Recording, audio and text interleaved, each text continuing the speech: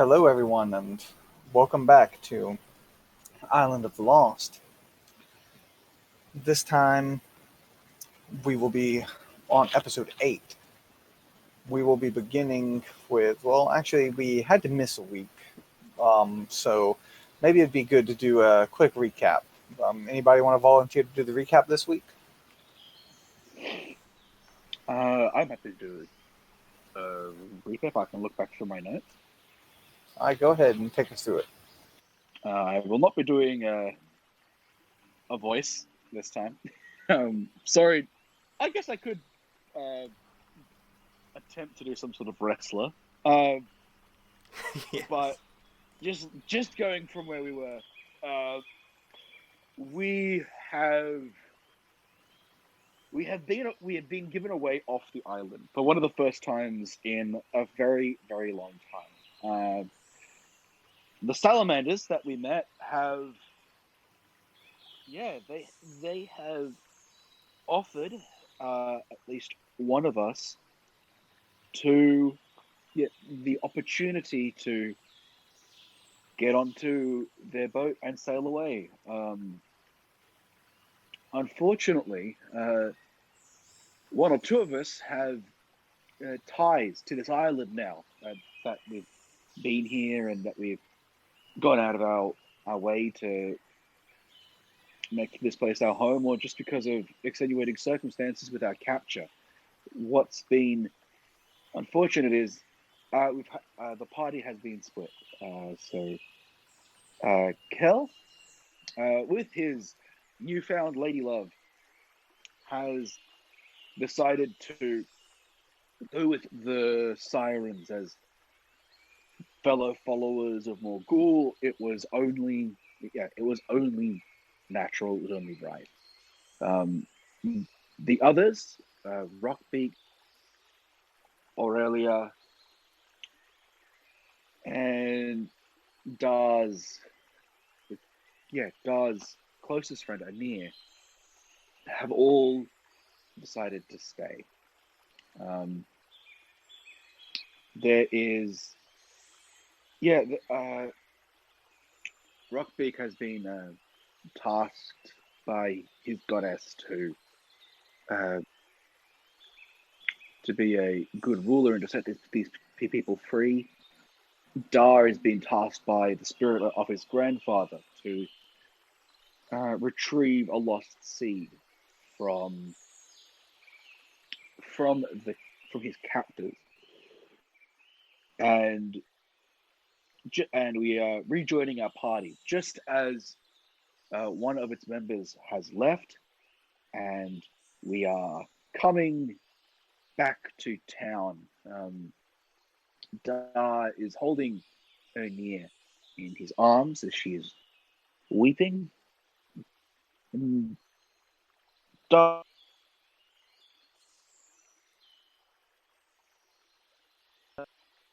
is sure. Um, Da pretty sure that she's weeping because Kel is leaving, and they had a connection. He wasn't sure exactly of the name, but he is. He always did see Kel as a bad influence on Oneir.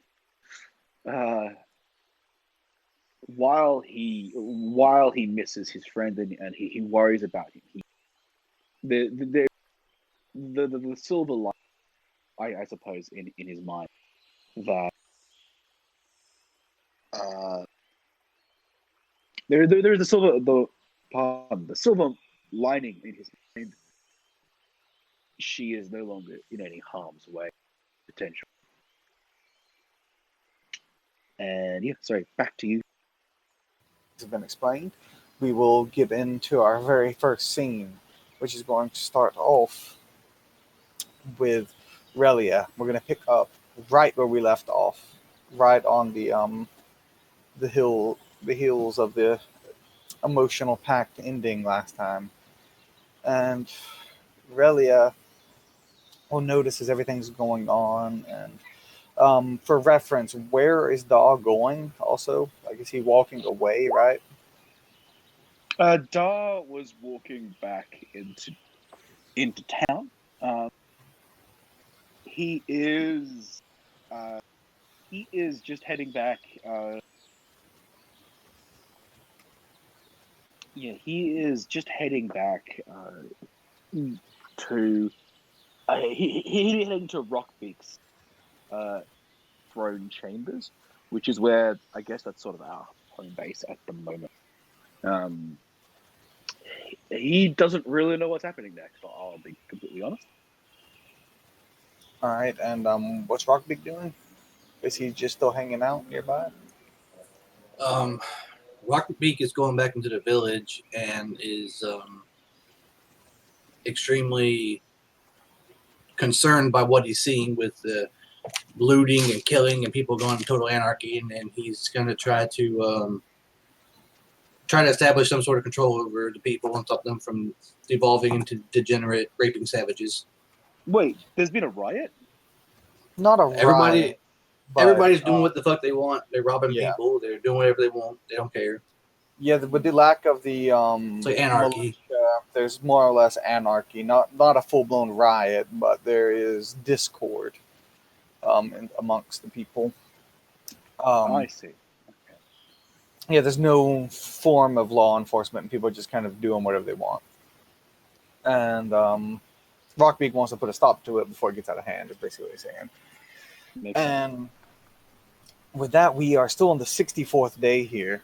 And Relia, as your friends depart, what do you do? As your friends begin to depart and go their ways.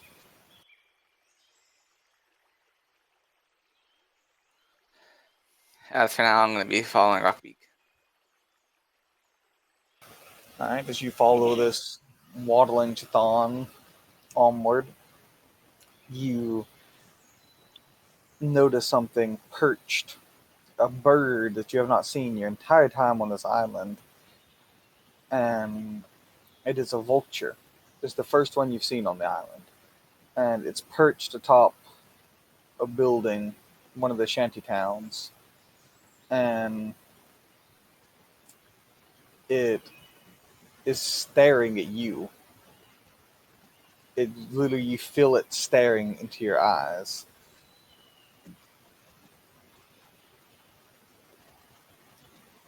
I return his gaze.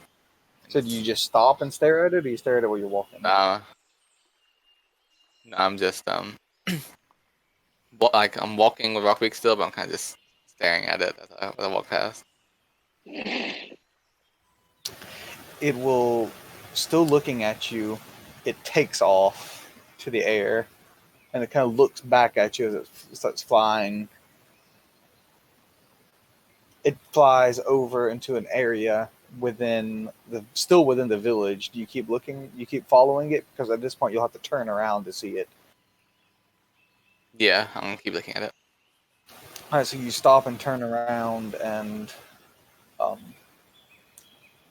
Rockbeak, with a determination, I'm assuming he just keeps marching forward, not paying attention to his companion. Yeah, he don't care about no bird or nothing. All right. He just won't go on. And with that, Rockbeak marches forward, leaving Relia behind as she stops and turns.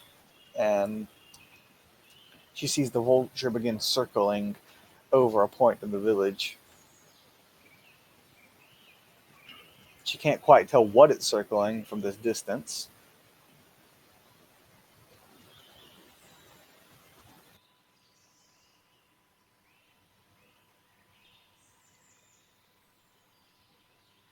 Well, thinking to myself that I would explain that I'm going to go check out what the bird's doing, that Rockbeak probably wouldn't care or wouldn't understand exactly why I care about this bird. So I'm going to, as he's walking, I'm going to go ahead, approach and see what's going on.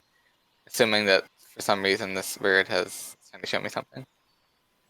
You see a pile of rubble that was once a shanty house. You recognize it as the building that Alwick fell through in Rockbeak's battle, when Rockbeak rammed him down just as he was planning on finishing Rockbeak and Daw off. It was one of your last few memories of consciousness, was Rockbeak ramming into him and him falling through this building. Rather than repair the wall, the shoddily made building is actually fully collapsed and lies as a pile of old, half-rotted timber and other assorted makeshift things taken from sea-wrecked ships and etc. laid out. Some of them still have dried blood caked on to the boards when, as Rockbeak tore into Alwick. The ground still has an indentation where Rockbeak was struck by the mighty maul of Alwick in the ground, and you still see buried in the dirt, still just barely a glint, a piece of Rockbeak's shattered shell lays in the ground, and the vulture lands on a blood-stained plank and looks at you.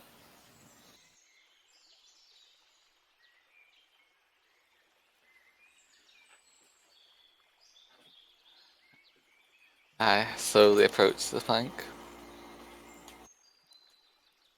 I kind of get as I'm getting closer to the bird. I'm watching it carefully to make sure it's not going to be hostile or anything.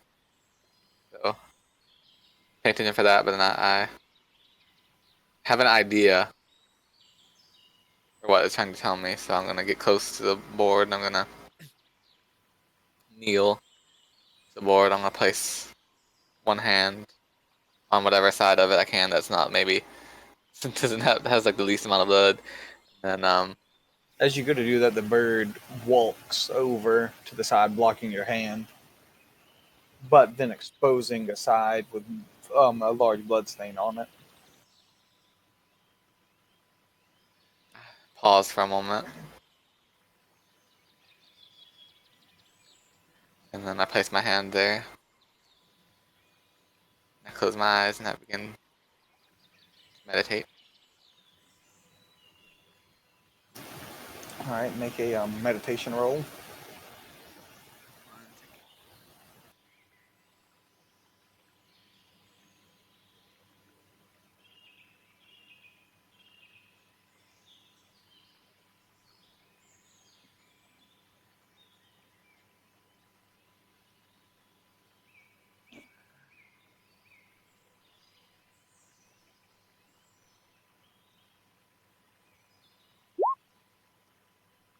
Yeah, take.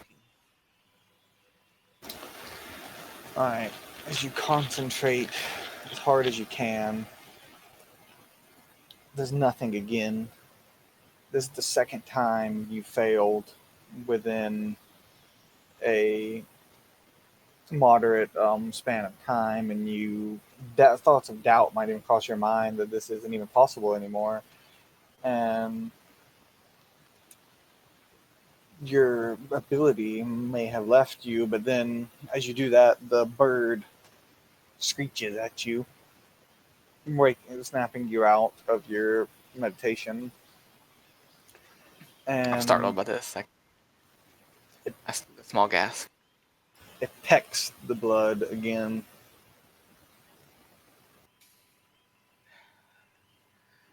Still being in pain from my previous injuries, I nod to it, sort of like, all right, I understand, and then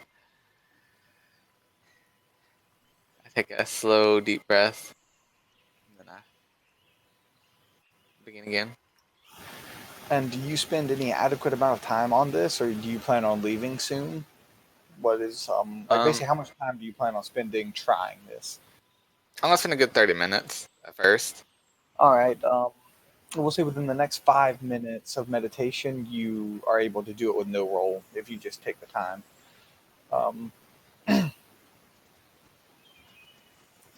And as you sit there and meditate for about 5 minutes,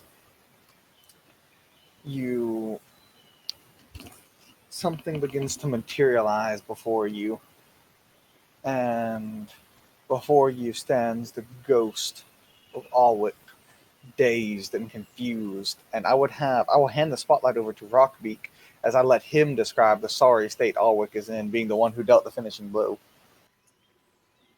Well, Just go ahead and describe basically his physical appearance, basically wounds and stuff.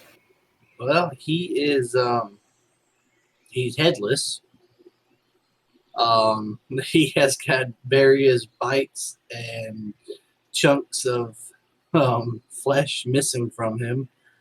Some broken bones, maybe poking out through his chest region and stomach, and he's looking bad. I mean, for a headless man, I mean, he looks pretty fucked up. He's not looking too good. um, uh, yeah, so he's in a really sorry state. Poor bastard. The once mighty Alwick sits here, stumbling around, seemingly lost, doesn't know what's happening, and then you hear a slight moan of pain come from beneath the rubble.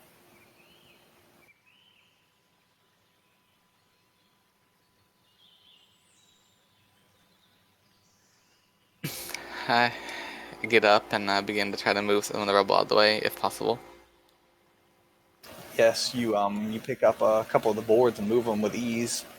Nothing too heavy here. This was not a properly constructed building with supports or anything. It's just a um, very hastily put together shack, and you just move through the rubble with ease.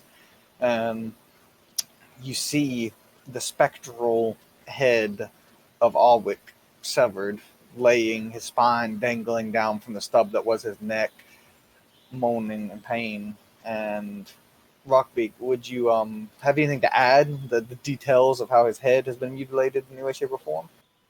Um, well, I mean, it's gruesome. The tendons and the ligaments are dangling there. Wasn't a clean, swift decapitation. It was very painful, and the trauma surrounding the neck region and everything is pretty severe. Um, like you said, his spine is still connected, just dangling out from his head there, and it was pretty bad. It's pretty bad. He's seen better days, that's for sure. And he just sits there, eyes glazed over, moaning in pain.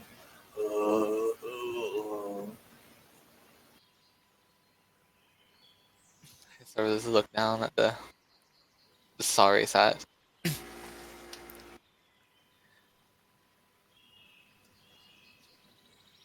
you understand me? What language do you speak in? What language did he speak in live? I'm gonna try that. I think it's Desert, I think. That's basically whatever. Yeah, it's the only language I have. So yeah, Desert. As you say that and call out to him, he's like, "No, who's there? Pretty voice, soothing."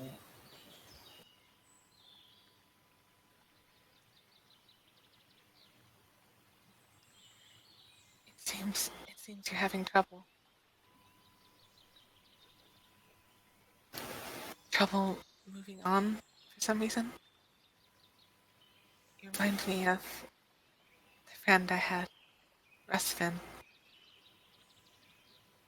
I know that we weren't on the greatest of terms in life, and this is where you ended up. But if there's a way that I can help you, let me know. Can't feel anything. Leg or nothing. Where am I? Can't see anything. So I tilt my head to the right a little bit, like thinking. The body is wandering the street right now and just like not straying too far from the building at all, but kind of like walking in circles. I have an idea. And then I'm gonna try to initiate the same. I'm not sure what it'd be called. I guess spiritual feeding. I guess that I did with the other to let him get some of the feeling of, so he can kind of maybe get a sense of maybe what's going on. I should do that to the head or to the body. The head. All right, so describe how you give yourself over to him, like whether you touch him or whatever happens. Just basically describe the scene. I'm gonna just kind of rub Just I'm gonna like gently rub the side of his face, and then I'm gonna get really close. And I'm gonna breathe into his mouth, and this sort of this essence, unseen to the normal person, leaves me and enters him, as it drains my very essence to do so. I'm giving him a piece of my very self, so that he may feel something again. And as you do this, take a point of Vig damage, and you will see his eyes begin to lighten up. They were glazed over, and then they begin to lighten up. And he's like, "Oh, pretty girl. Pretty fairy." And then all of a sudden, the body rushes over and grabs onto the head and reattaches it, like vaguely. It like grabs the spine and shoves it down the stump. And they put like haphazardly puts the head on, and the head is like crooked and not on all the way, and it's kind of dangling there. And he will adjust his head the best he can, but it still like almost falls over, and he has to have one hand to hold it on. And he will look at you, and as he stares at you, "You are the one, the brave one. Cut me," as he motions to a scar, to actually a fresh wound on his side where you slashed him. I'll be standing up at this time, by the way.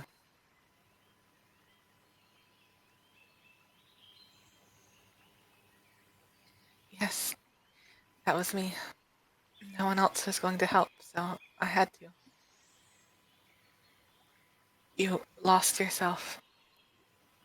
You're completely out of control. It was my friends that you were hurting. I'm sorry it came to that.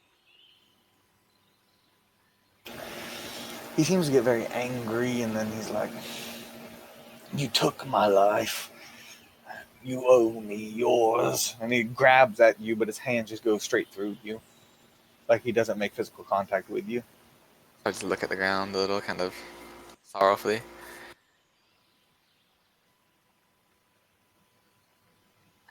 I'm truly sorry, and that I want to make up for it.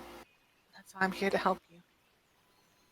To get some semblance of an idea of some way to move on. Then he looks utterly terrified, and he stumbles back. As if you've seen something? Yes. I'll look behind me.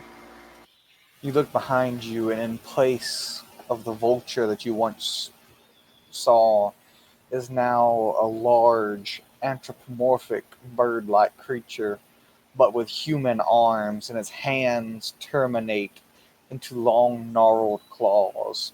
And it's a skull, a skeletal wrapped in wrappings, much like a mummy, but with some bones sticking out.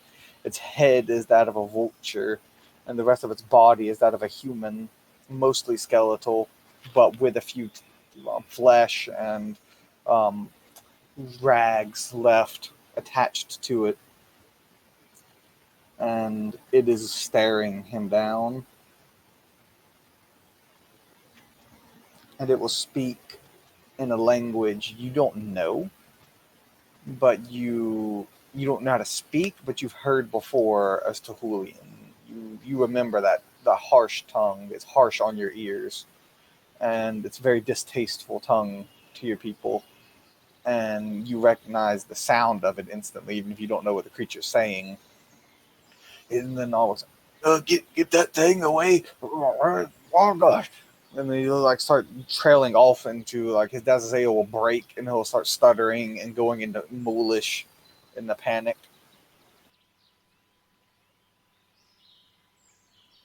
I'll look back, and I'll sort of just stare, slightly stunned, a minute seeing this as I just look it over. And I'll regain myself and say, I'm not sure if you can understand me, whatever you are, but you brought me here for a reason. What was it? It has long claws, and now that it brings the claws closer to you, you can tell that they're made of onyx. And do you have any theology? um, I have one. Can you make a theology roll for me?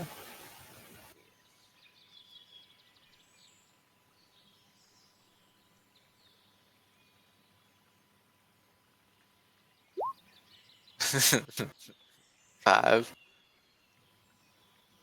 Alright, the symbolism is lost on you, but as it touches you at the top of your head, things change around you. Things have. It, the world seems different when you talk to ghosts, but this is even more. You see the wood begin to decay, cracks begin to open in the ground, not far enough for you to, well, not large enough for you to fall through, but like a decayed, cracking building, but even Damar himself. The sky turns bleak and gray, and the buildings look even more decrepit as you see cobwebs and rotten wood, and around you, you see everything take on a gray tinge. The entire world seems to lose its color. And suddenly, Alwick is not so transparent anymore.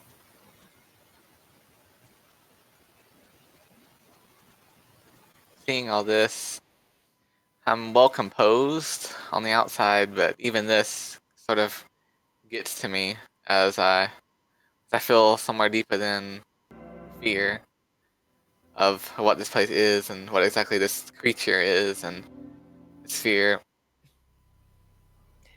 It brings an ache to my injured side, and I cringe slightly and hold my side with my one good hand. It will extend its gnarled onyx claw towards Alwick and motion for him to come towards it, and he will take off running and deeper into this decrepit village. And then the creature will turn and look at you and point after him. I nod, and then I begin following him. And you follow him through. As you go through the village, you'll see on the middle of the street, a dazed and confused satyr with his throat torn out. You recognize him as being the satyr Rockbeak ended.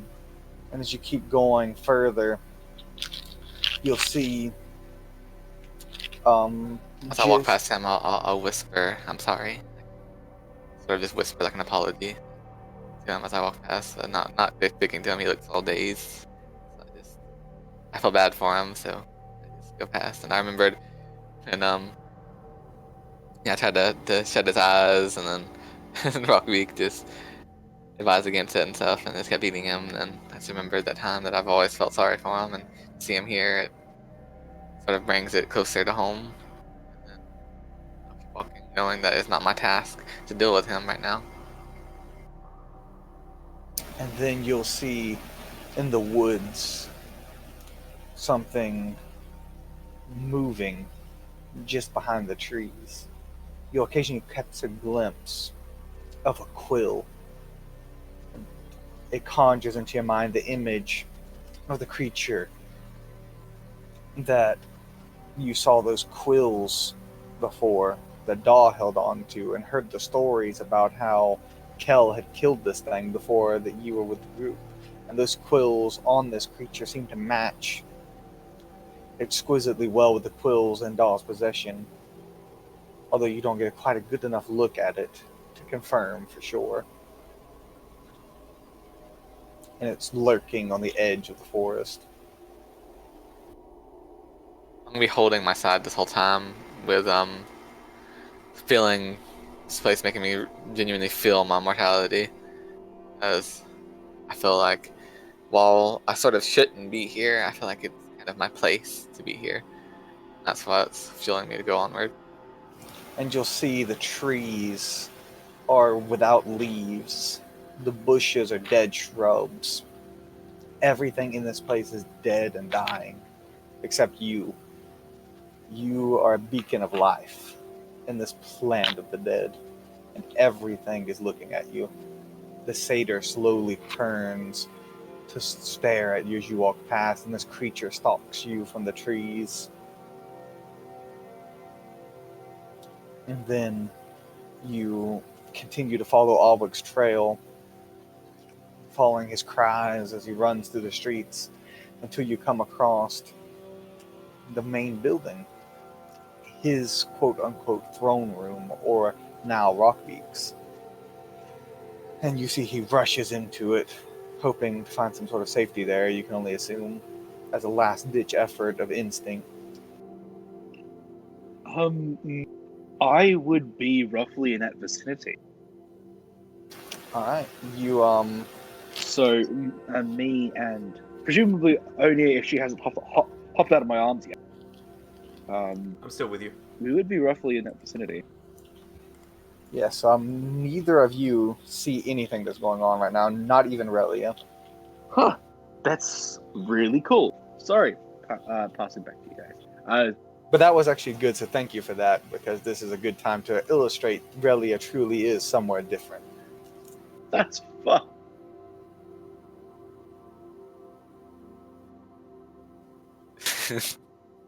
Will you follow him into his home? Yes. As you go in, you see his decrepit war table, and you see he falls at the feet of his throne, still existing in this world, this alternate dimension, if you will. You're not even sure where you are. Do you have any in occult? I know you failed your theology, but occult could also help you here, if you have anything to do with occult. No, I don't All have right. any. So you have no idea what's going on right now. And you see the large stone chair that was once there that was destroyed in the real world, or what you assume is the real world. You have no idea if this world is any more or less real than the one you came from. And the chair chipped and cracked, and he weeps before it, trying to hold his head in loosely as he can. I get about 5 feet from him. I know you've come here for refuge, as this is your home, your place of safety, your seat of control. But all that is gone now. And I understand the weight that I had in taking it from you. But you were not deserving of it. So it is my duty to bring you to some place where you need to be. Wherever that is. Make a diplomacy roll, but using enlightenment instead of presence.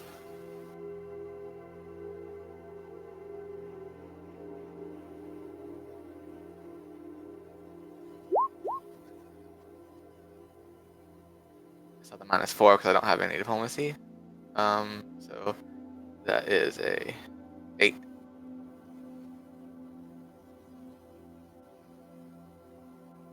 All right, he seems worried. Like, you don't really seem to soothe him. And he's like, I know. You just want me to go back out there with that thing. You want to feed me to it. You didn't have enough of me before. You want to finish my soul off. You can't have it. He takes a pebble from his chair and tosses it and hits you in the face. And it hurts. It stings. It doesn't, not enough to take a point of damage, but it stings your face as it hits you. I cringe a bit, but I don't turn away. And that when it fully realizes you, whatever this place is, you're a part of it now. I cringe not looking away, knowing the magnitude of if I do fail or even upset him again, how he could hurt me the same as he did in the real world and here. But I'll continue, as is my duty. I have given you some of my own life force, my own essence. You wouldn't have been able to really run like this, or even know where you were at first without me. You have to understand that I'm just here to help you. I'm as lost here as you are, but we're here together. And I'm responsible for you. Oh, I may not be convincing, and I know how hard it can be to trust me. But I beg of you, please, just listen.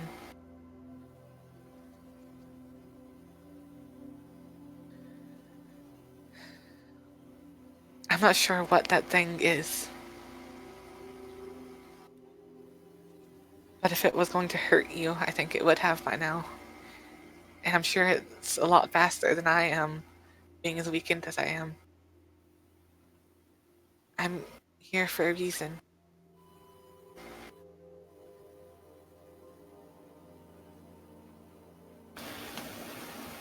He'll seem to be contemplating a little bit, and he'll stand up. You did give me your life, didn't you? You could have left me there dazed and confused, but you did.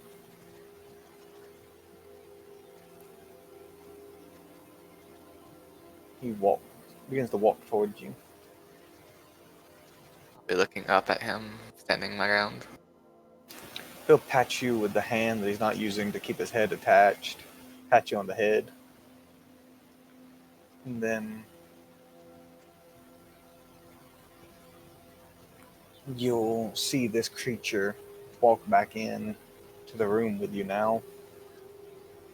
And he looks at you and looks at it. Is it you trust this thing? I stare back at it for a moment. I turn back. I'm not sure exactly if I trust it, but we are here at its mercy. I know that this is where we both belong, so it'd be best to let it guide us.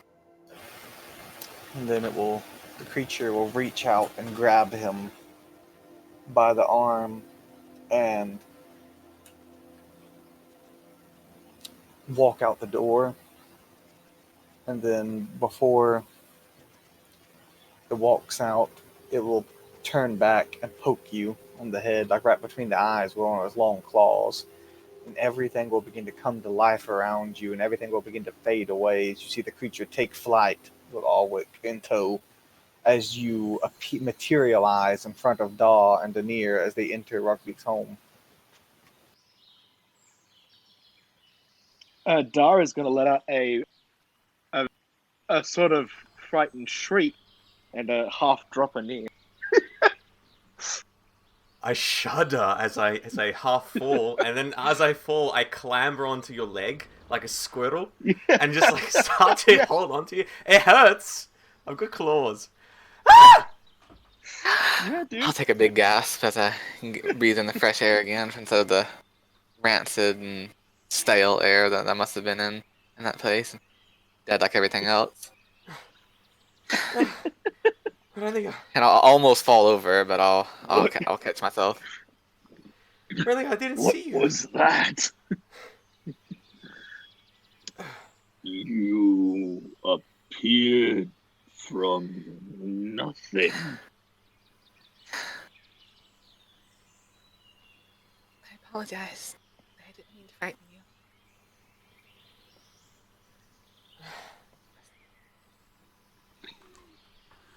And I'll stand up straight again, catching my breath. You have something in your hand now you didn't have before. What is it? You look down into your hand, and you see there is a piece of onyx in your hand, the same thing the creature's claws were made of, and it's set into a sun-bleached bone. I'll be staring at this with a slightly puzzled look, but I'll say, Have either of you met Rockbeak on the way here? Looking for him. In this moment, as I clamber off Dar, the speaking tree, and he quickly makes her way over towards you, Bob and she of the wood, in her green cloak. She still has puffy red cheeks from the sobs and tears from the day earlier, from the losing the chance to escape. But now we're here back inside, from in the shade of this hut, I assume. And I motion over. I look at Dar quickly as Relly is inspecting the stone in her hand. I give you Dar a puzzled, frightened look. I don't say anything then. And it is returned. Yeah. Flight attendant, could I expend a point of prana to use my third eye?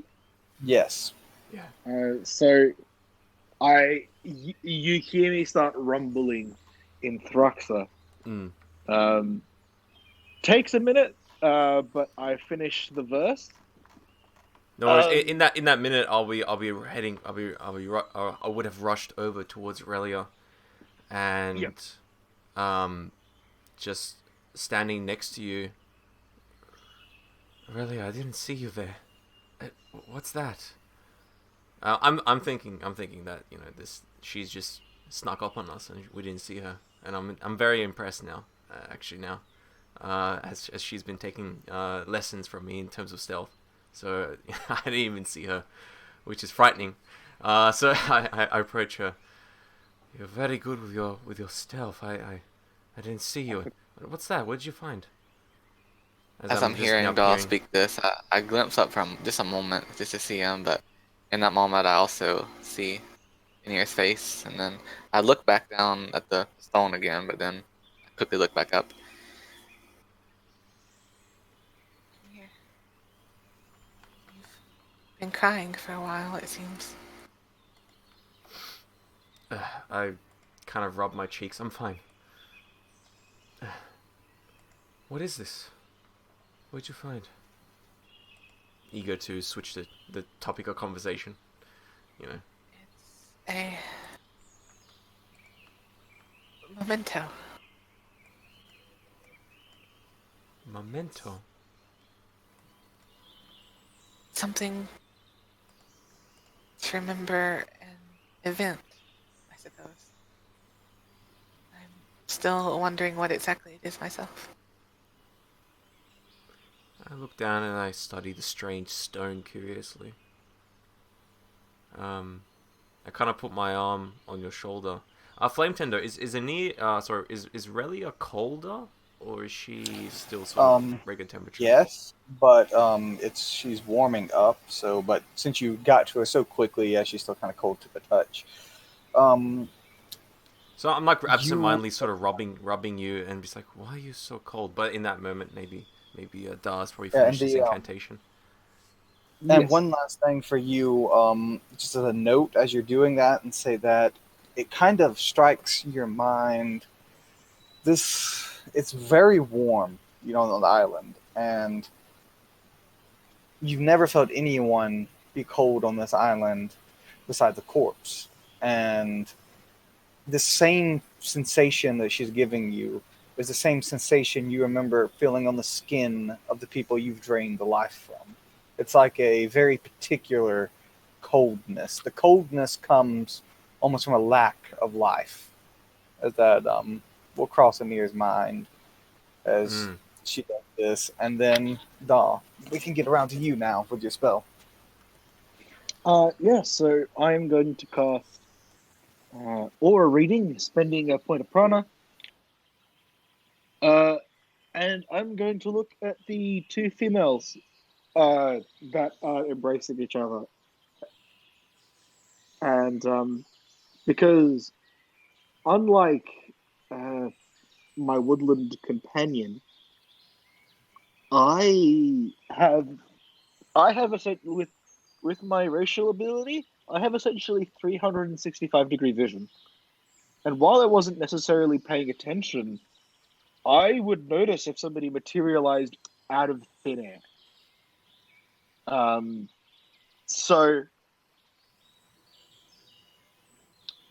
yeah, this is very unnerving. What with And you can make your roll if you haven't already for insight emotions, I believe.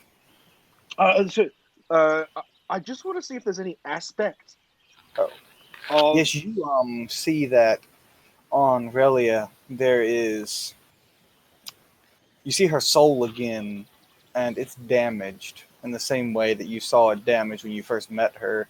It has those cracks in it, as something has damaged her life force, her very being, touched her deeply in a way that no mortal ever could. And you see about her that slight silver glow of the soul has grown brighter. And so did I notice that this damage was at some point? Yeah, Did it heal at all? No, it looks, the cracks in the soul are different. This is a different source. Like, it looks like it healed since you saw it, but it's been damaged again. And that glow this glow is brighter than you saw before, and in the very, very center of her essence, you can see a very small thing stand out, and it's a small stone of onyx. As you're watching this as well, something changes in Anir's posture and her body language as she was just rubbing Relia's arm and her shoulder a bit, just trying to figure out what this cold is. She's rubbing her for some reason, and then suddenly her eyes grow wider, her ears swivel 180 degrees side to side, as if she's then suddenly now looking up, and as if she's looking for something or looking out for something or hearing something or trying to spot something that maybe she wasn't aware of. And so she's just now in full alert mode, standing straighter, standing higher, much like a meerkat would be over a family, would be like rising up and just inspecting the surrounding region. She's sort of doing the same thing now, but she's tense and there's obvious concern on her face, as Anir is thinking that maybe there's some sort of something else is here, maybe something like her, because this is very familiar, too familiar. Yeah.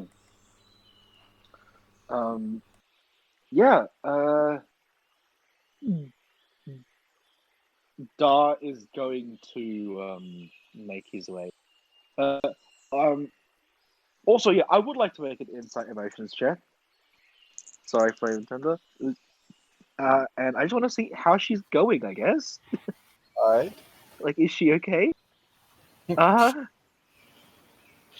So that would be a total of a 17. Alright, I'll say that you can see what she's feeling right this second, and any residual emotion. So you can go ahead and describe how Relia is feeling now, and then, as she described before, that sense of fear is kind of like lingering in the background. You can see it fading, plus whatever is described right now. There is a sense of a puzzlement, of some mystery, some confusion. At this moment, So there after is the whole okay. there's a sense After the of whole thing, you're just like, Yeah, it's just like I'm still calm, but I'm kind of puzzled. Um, there's like a lingering sense of fear that's fading away now, and there is a feeling of like fulfillment. Like I've just been pleased and done some sort of duty, or something like something that you'd only do like after a hard day's work or something. You just feel like it's time to rest almost. Huh. Uh, okay. Da would like to roll a probably an occult roll, Mr. Flametender, Give it to to know me. what the fuck just happened. All right, let's go ahead. Oh god, that's 2 twos. I have very high occult. So that is 8 plus 7, which is a total. Yeah, that is going to be a total of 15. All right. As you ponder on what's happening here, Mm-hmm. you begin to recognize that everything surrounding her and how she talked about Ghost long ago and talking to Ghost and everything, but as obviously stated that she's nothing, not a necromancer before. You Yeah. looking at her soul, you can confirm she does not possess troll magic or divine magic.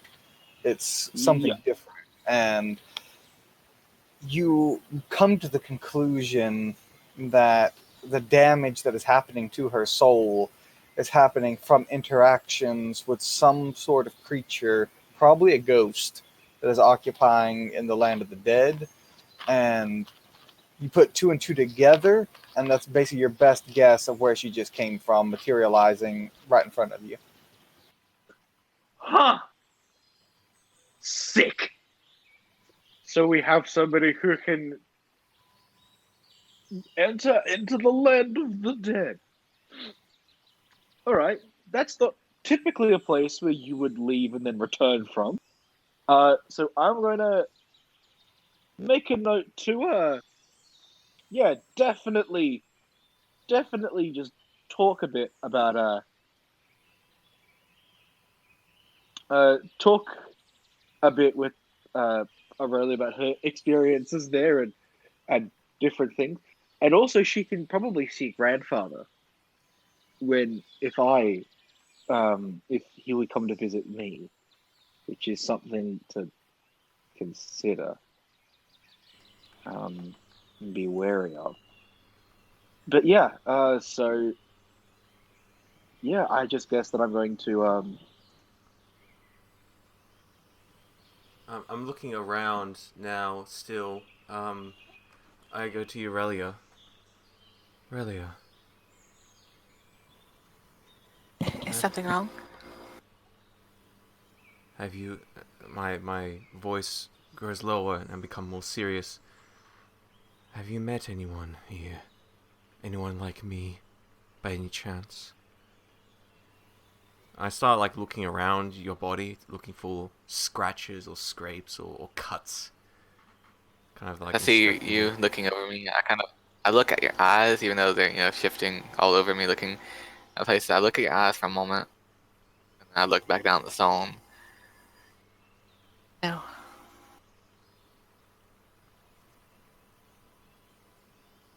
Are you sure? Are you safe?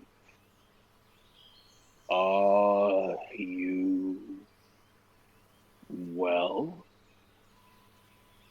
What? Da's gonna ask him as What? he I just am comes up and safe.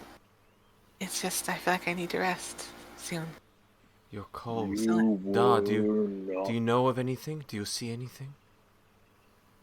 you were not followed. I ask.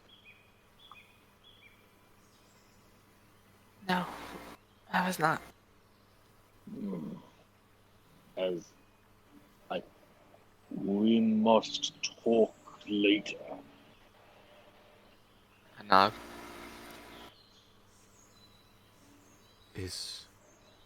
What do you mean by followed? Da. I look at you. Is it that spirit?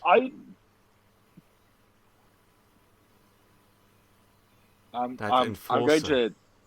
to like kind of like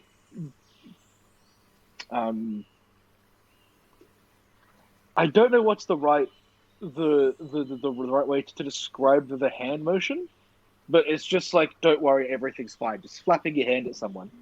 Oh yeah. At like basically, yeah, Like everything's basically okay. Yeah. everything is okay. Because that would take me a long time to say. Yeah, of course. But like, don't worry. Like, yeah. Well, regardless, I ignore Yes, it. Okay, yeah, that's fair. As I say, but wait, what? Now that Kel is gone, what if it's that? That which is after him. Relia. Do you remember anything? I spoke with the former. What's the word for it? Baron, as Dahl would say.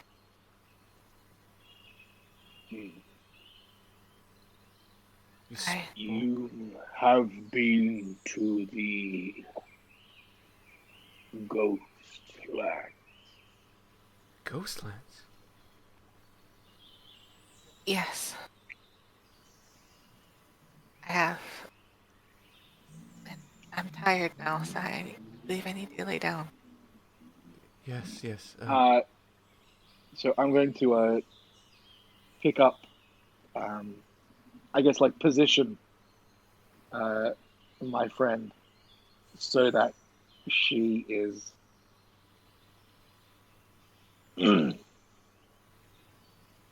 Yeah, I'm gonna just like position my friend and like get her to sit down on Rockbeak's chair for a little bit.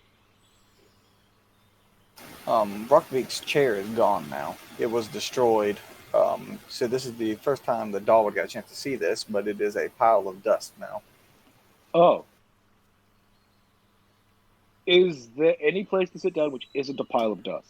Yes, there are a few other normal chairs, but Rockbeak's throne was destroyed. Huh. I'll have to talk to Rockbeak about that too. That might be a surprise to all of us, yeah. That might be a problem.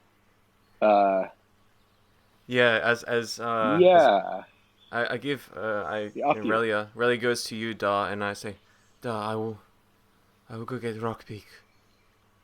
I look clearly still very concerned at the moment. We should all speak.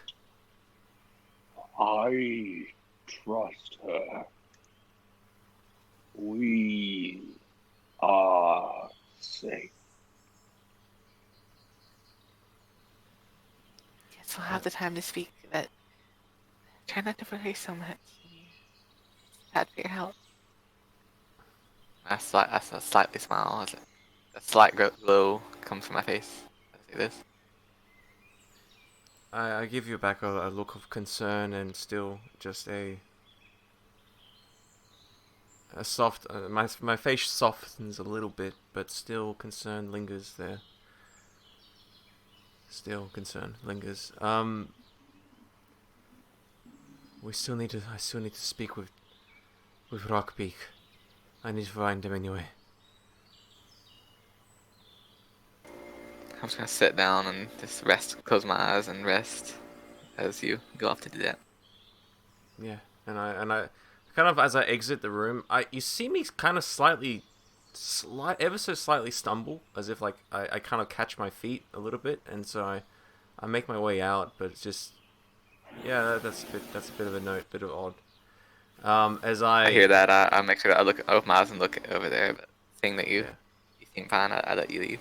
Yeah, I'm okay. But as I head out into the anarchic the anarchic streets, if that's a word, of the village.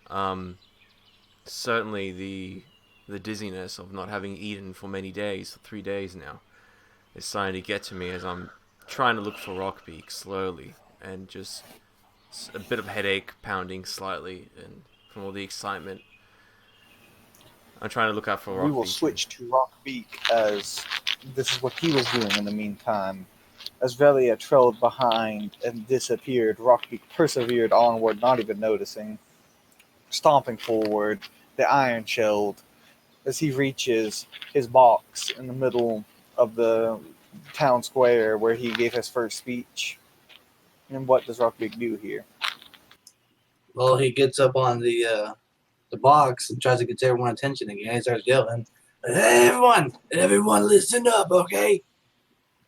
And he just tries to get everybody's attention. As Rockbeak yells, his voice commands people to gather. Now, everyone listen up here. I've seen a bunch of people acting like degenerates. We're not going to have that around here. There's going to be order. We got some sirens coming here that wants to kill us all. You going to let that happen? You just going to bend over and take it? One of them calls out to you. It's a ogre. He'll call out to you, and he'll say, we've been holding our own. We just been strong and been surviving. It's like you said, right? That's what he said, right? Look at somebody else. Like, we're the strong and do what they want to do. Everybody has equal worth around here. Even if they're not physically fit, they got physically fit in their mind. They got mental fitness. We all got to work together if we're going to survive the sirens. Now, all of you that want to live and not get killed by sirens, come on up here. We can do something. There's always something to do. We got to get ready for the sirens to come. Make me a diplomacy roll. All right, here we go, guys. This is gonna be bad. So that is,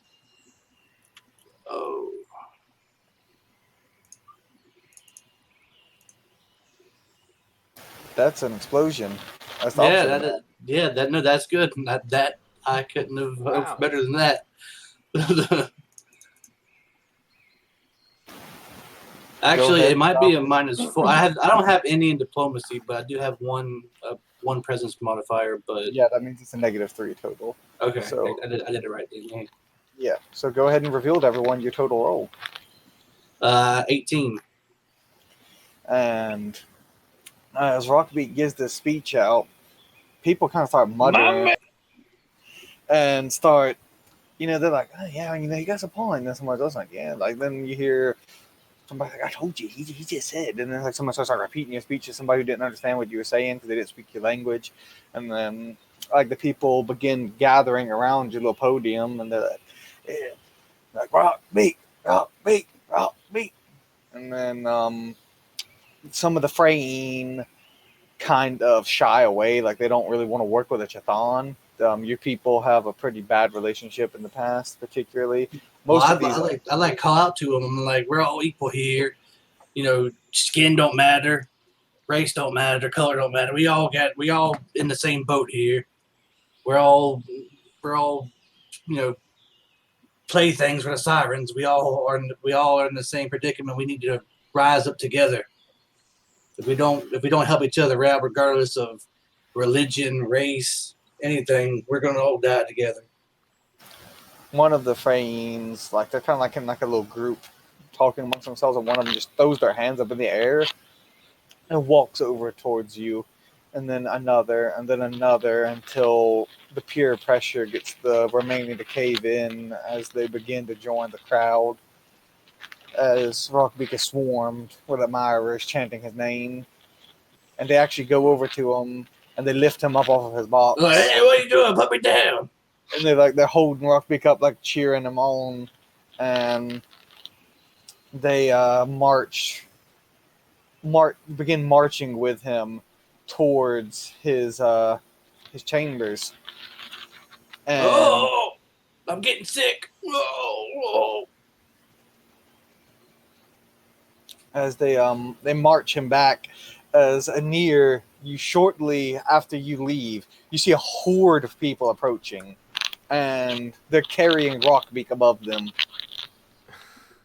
Whoa! I look at that and I just sigh deeply. Like, They're chanting what? his name as well. I just think this is some sort of stupid game. Cacophony of languages. There's like Dazazai, Sindarin, Moolish, like all I that. feel- They're literally just chanting it in many different languages. They're just chanting Rockbeak's name. A deep, dark cloud of just depression falls upon my face as I just look at this stupidity, this utter just uselessness. We're going to die, and they're having a party in the streets. They're screaming, they're yelling, they're not even being stealthy. They're not even preparing food. They're just saying this. They're just having this strange rituals, and this is madness.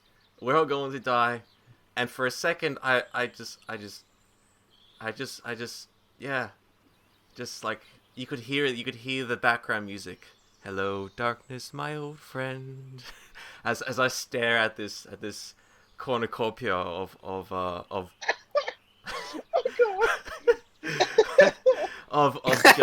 cultures and peoples, and I feel sick, and then I feel like just like kind of like a rumbling in the stomach of having not eaten for many days, and I feel annoyed and irritated, and I just watch and wait and just kind of trail behind this horde of sycophants and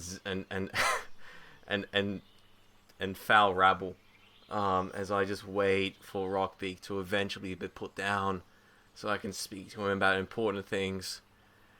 But I stay clear. Yeah. As you kind of trail behind them, they march onward to Rockbeak's abode. And then Daw and Relia sitting down at the table, the war table, they push through dozens of people spilling into this room. Before, like, if I see them like heading inside, I'm gonna run back inside to Daw and Relia and say, everyone's coming here now. I just look exasperated, like exhausted, exasperated, and just like look at Daw and say, Rockbeak everyone is coming now. Just now, then like the ogres start barging in, the Chthon, the Freyin, everyone is just like they start. You hear Rockbeak chanting in the background. I'll slowly pull myself up as I seeing them coming in. I've been doing some like minor spiritual first aid on my friend. So like, being interrupted by literally everyone. Just screaming Rockbeak's name and just coming in. Like, I'm happy for my friend, but like now is not the time. I attempt to bar the door with like, just like a bundle of like bamboo sticks or something or anything like that. I just put that against the door, but like that's not gonna hold for even a second. But like I still make a gesture. Yep, as you put it against the door, and then ogre tramples upon it, breaking all your sticks, all your bamboo that you put upon it. He just stomps on it with his massive girth, and just literally busts the door open. And then you see the people pour into this room. Everyone in the village obviously can't fit into this one building, but as many as they can get in here are in here. I swear at him in Aegean, Kasama Manata, as I make my way back towards the back of the room where Relia and Daw are. And you see Rockbeak being toted upon them as like they pass him from person to person along this wave. And like, it takes a couple of like when it gets to the Freyines and the Satyrs, they kind of got to work together, have 2 or 3 people together to even hold this mass up. A few of the ogres can hold him up single-handedly as they just carry it and keep going person by person. They take him to their throne until they realize his throne's no more.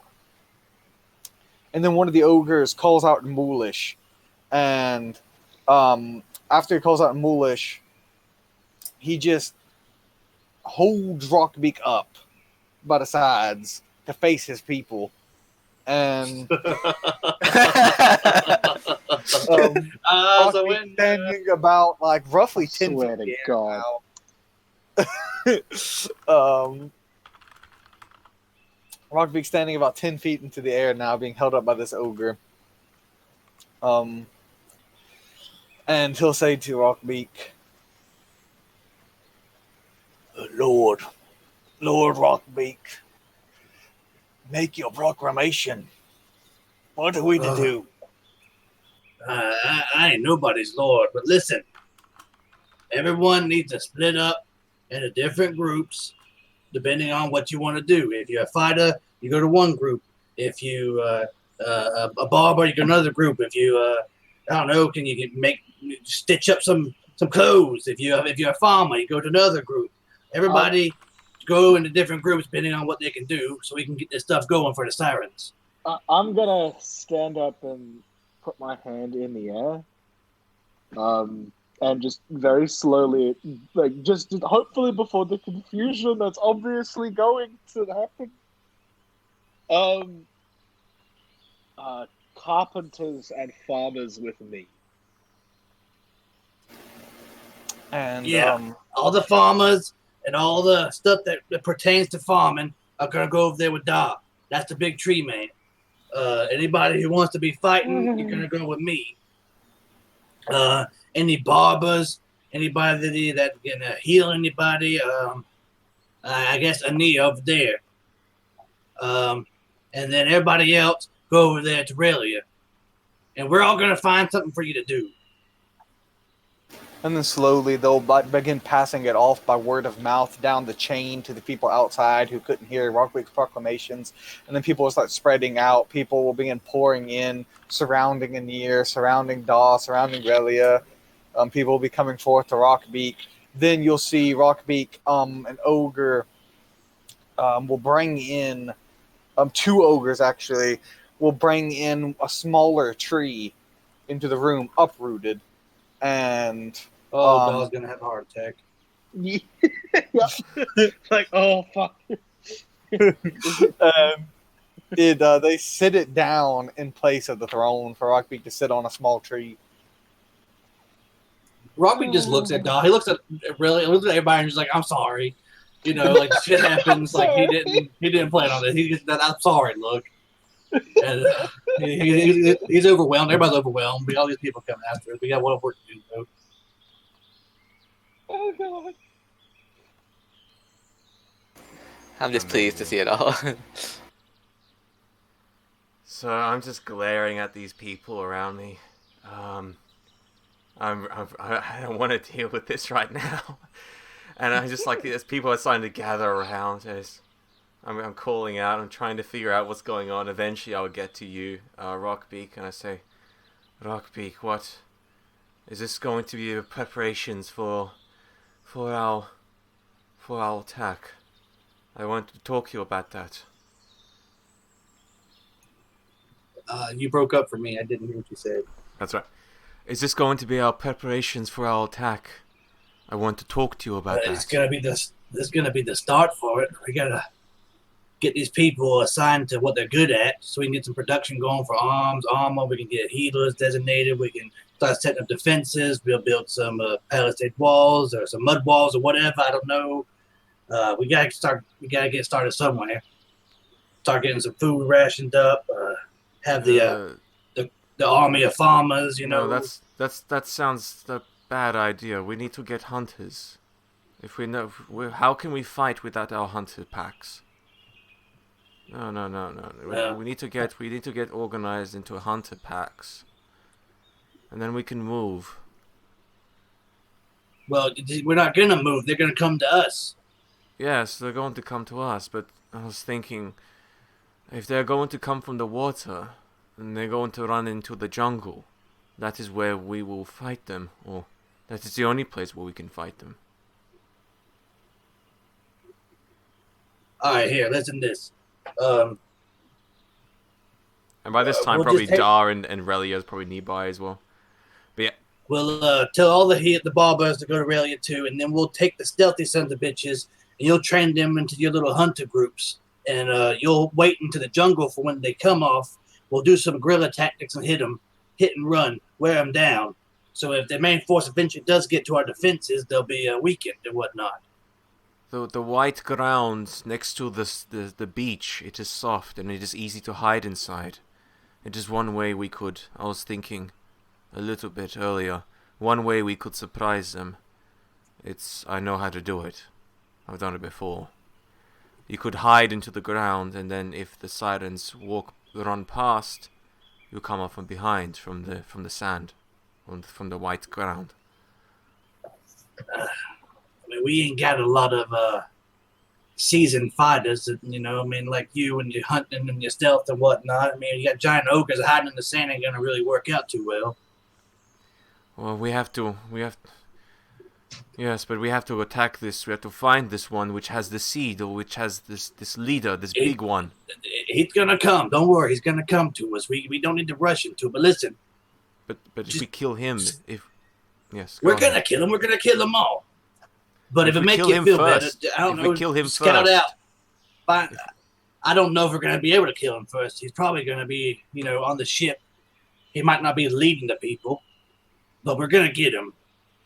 Take your pick, scout out some people that you want, and then take them into your little hunting group and start doing your tactics like that. I mean, you don't need my permission. We'll just, we all do what we need to do. So if you feel like this is the way to go, grab some people, train them, teach them the tactics or whatever, hide in the sand, do what you need to do. But we're all going to contribute one way or the other, and they're going to die. They're all going to die. Every last one of them damn sirens. That's right, but we have to. If I understood from earlier today, I'm kind of like drowsy and kind of like side to side. I look kind of like, I kind of look drunk for some reason. I'm just like I'm a bit out of it. Hey, are you all right? It's fine. I ignore you. If we, I kind of stop as if I lost my train of thought. We are to go on this ship, right? This ship which the Sirens have, and that is our way off. So we have to simply take the ship. What if we were to, when the Sirens come, they come off the ship. What if we were to take the ship as they walk in land? What if we were to hide on the beach, like I said, in the sand, and then when the Sirens walk past into the jungle, and they are dealt with by the big ogres. Big ogres are stupid. They are big, and they are loud. They'll attract attention, but the little ones, smaller ones like me and others, they could then swim, maybe get across onto the ship, take the ship away, take the ship to the mountain or close to the mountain where we were by the cave, by the seaside, and there we could. I don't think they're going to leave the ship completely defenseless. No, I know. And if that's the case, you're going to have to take sailors with you, someone who knows how to pilot that thing. And they may not be the stealthy type to hide in sand. I mean, there's a bunch of stuff here. You kind of catch me, and I'm like, oh shit. You kind of catch me like that's something I never considered ever. Like, I just put my hand on you with my missing finger, and don't worry. Yeah, it's all going to work out. We're going to kill these sirens, take the ship, and we'll get the seed back. I know. Just trying to find a way, but I know. Okay, I'll work on. What's wrong with you? Are you sick or something? I'm fine. Yeah, you don't seem fine. Maybe you should sit down. I look at you, it's like still swaying, slurring slightly, like I'm fine. I kind of pat your hand. That's like on my shoulder or something. I just kind of pat it, just like nicely, kind of like a friendly gesture, friendly pat. As then I then turn slowly and start to make a note of who's here and who's kind of like me and smaller and who looks a bit like Bob and She in their ability to be stealthy. So I ignore all ogres and all satyrs as they are useless and loud and smelly. Can I make a roll? Is there any roll I can make to see what's wrong with the Near? Oh yeah, sure. Just by looking at her? Well, the obvious thing would be making a barber roll. That would be obvious to tell if there's anything particularly wrong. That's That is a 27. Wow. 27. Yep. So, yeah. You. Oh wait, the one that canceled out, right? No, because he rolled 2 8s, then Oh. the one like later, so it didn't have a chance to suppress. Alright. That's why it's 27 instead of 28. Um, not that it's a big difference. So, Rockbeak, you recall information about how Relia, Anir actually needs to feed on people. You remember the scenario with Kel, and you recognize these symptoms as someone who is malnourished, essentially.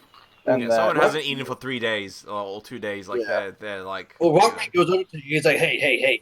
And he grabs you and pulls you aside. It's like, come on, you got to eat. You're going to die. As he grabbed hold of my green cloak, I kind of like try and pull it away, like as if. Nah, come on. Come on, you can take me. Here you go. I got a juicy leg here or something. Just go ahead and latch onto it. I look like I'm about to throw up. Like I look at that and I look at you like, what Do are I you know this doing? is going on, by the way? yeah, you're all in the same room right now. Yeah, just because all the people surrounding us, I didn't know who. There's people everywhere, but yeah, you We're can sort of still huddled. see what's going on there. Yeah. What are you doing, Rockbeak? Stop. No, you gotta eat. Come on, here. Take your pick. You got this arm, got some legs, got my little neck here. Go on, put your little suckers on there or something. Stop. It's okay. I'm fine. You're not fine. You're malnourished. You're starving. When's the last time you ate? I'm gonna approach it this one, by the way. Really? I talked some sense into it. She's dying of starvation and she won't eat.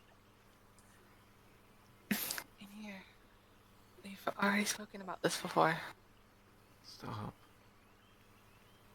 It's okay. Just stop, please. I'll be fine.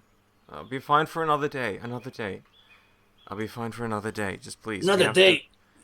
You'll be dead. You're no use to us like this. You want to survive. You want to get stuff done. You gotta be healthy. I'm not going to die tomorrow. I will be fine.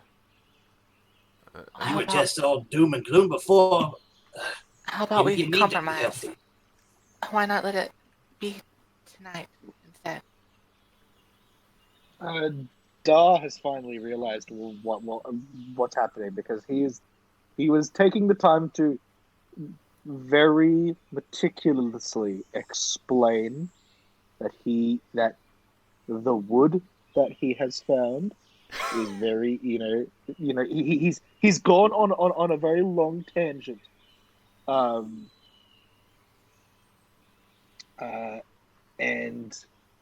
yeah, he's with the people who have any interest in carpentry. These are the people that he can talk to and will actually give him the time of day, even though he's taking a very long time to say things, because he actually knows what he's talking about.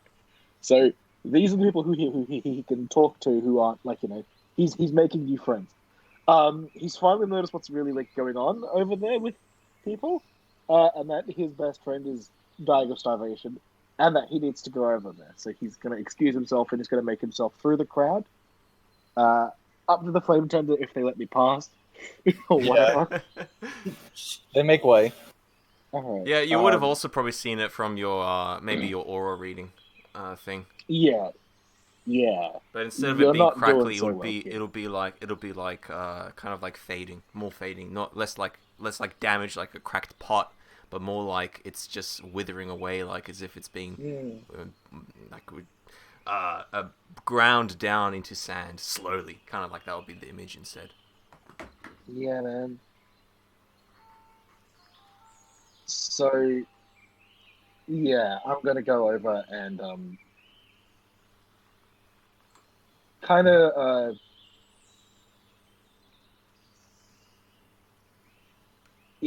I'm just going to I guess escort you out of the room. Oh yeah. Because being surrounded by people at this time isn't a good idea in Dar's mind. Yeah, I suppose we're also like in sort of the corner of the room where we sort of were, like we're not being like in danger of being trampled. But yeah. Okay. As always, we're sort of there. I guess Rockby will tell everybody, okay, you know where you're gonna go. Farmers go to the farm to wait stuff for you get everybody out of the place. Go trickle out to your assigned location or something to get the fuck out of here. Spread the word. Recruit more people. And with Rockbeak's command, they obey and begin to spread out and start trying to bring some semblance of order to this town.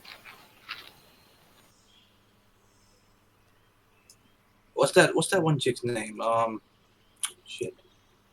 Where is she at? Bess. Yep, she is nearby. She is your right hand currently.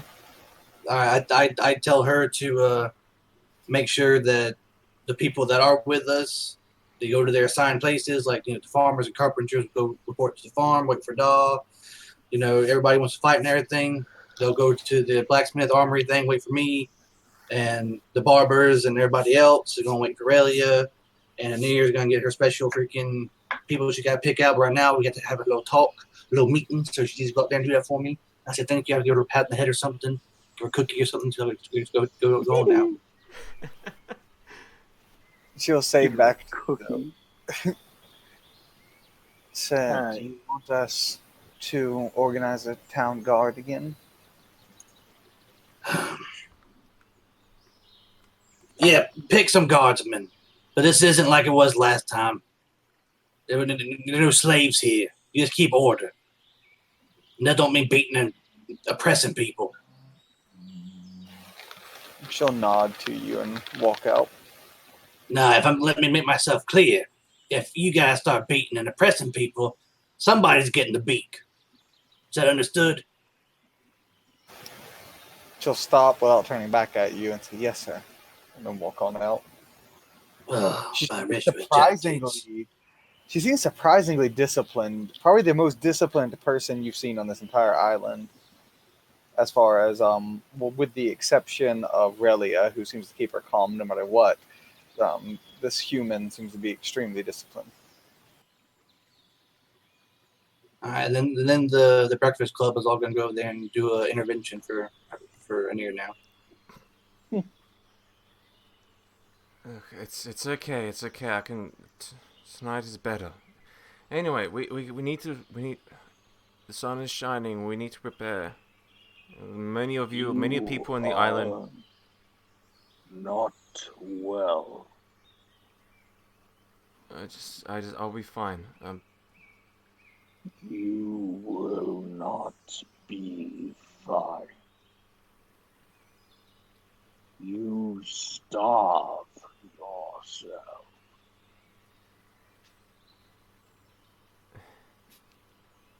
If tonight is better for you, then we can wait until tonight. But you have to eat something sooner than later. Would you like me to help you hunt? I mean, I offered her my leg or something, but she don't want it. Yeah. I think it's a pretty good leg. You see me now eyeing your leg I'm now. just- In a different kind of look now. It's like, ooh. and then look away quickly. I don't hunt. I don't do that anymore. Not anymore. But you want to get a group of hunters together for the sirens. You're kind of contradicting yourself. Snap out of it, girl. Hunters You're are speaking warriors. nonsense. Hunters can fight. Doesn't mean we are going to be hunting. I need hunters. We need to fight, and hunters are skilled fighters. That is what I mean. Hunters can also wait and be silent and hide. And that is what I In need. your condition, you're going to pass out under the sand and suffocate, or your snoring's going to draw attention, one or the other. I'll find a way. I'll find a way soon. Yeah, your way is eating. You got to eat something. That's the way. Yeah, we're all going to get you to eat. You're going to get nice and stuffed, and then we can go out there and kill some sirens. I will. Sirens are not coming today, are they? No, but I don't know. For all we know, they're going to rise out of Leviathan and come and rampage everybody. Got to be on your toes. Always got to be prepared. Not, walking around like you're drunk or something. You aren't helping. I'm not good at these kind of things. When you're hungry, you eat, and she don't want to eat. And I don't know. Walker, he just throws his hands up. I don't know what to do. I didn't take care of the catch things in the clan. I don't know how to deal with this sort of thing. It's like a child or something. You I two swear deal to with it. God. I don't know. I just imagine Rugby just walks out after that.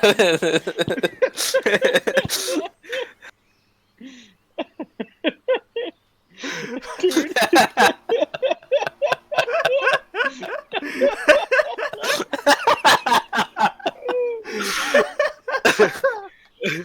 Okay. Amazing. So I'm gonna, I guess, just sit down.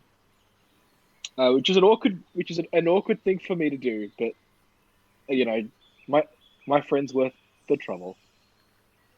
I'm gonna sit down and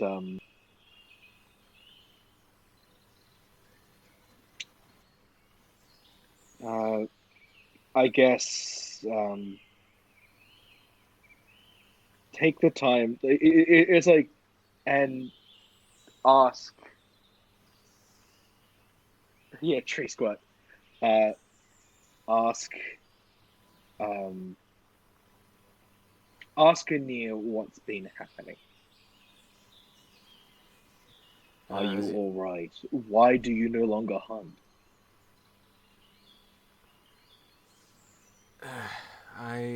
It's not. It's not. It's not. Because something dear to me has asked me not to. And so I don't want to anymore. Which won't make any sense at all. But Okay. as I say that, I move over to Relia and I whisper, but it's enough for you to hear as well, Dar, and anyone else around. I say to Relia, you're still not well enough.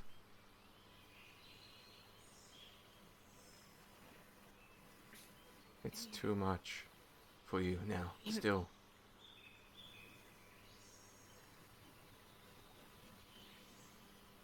You know that I care for you. So it really does pain me to see you like this.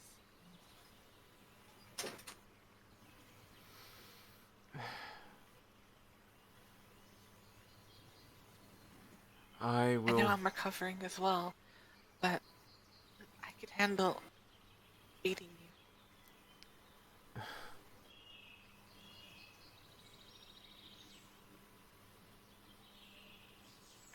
I stop there and I look at you and I kind of shake my head as if trying to recompose myself. Straighten up a little bit. I will be fine. I will wait until tonight. I will find a way. Thank you.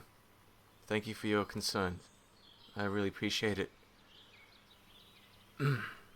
I'll be fine. Tonight. I promise.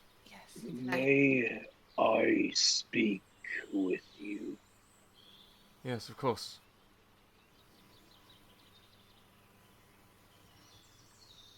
You do no longer hunt. That's right. A friend told you not to, Something like that. right? Someone I And knew. so, like, I'm gonna shake my head. Someone I knew long ago. This friend was wrong.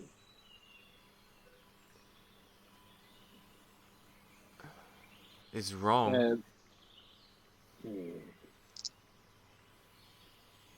and he kind of pats down next to him, being like, come sit next to me. Yeah, I sit. Yeah. And I explain. Yeah, I guess I explained the food cycle, like the cycle of life.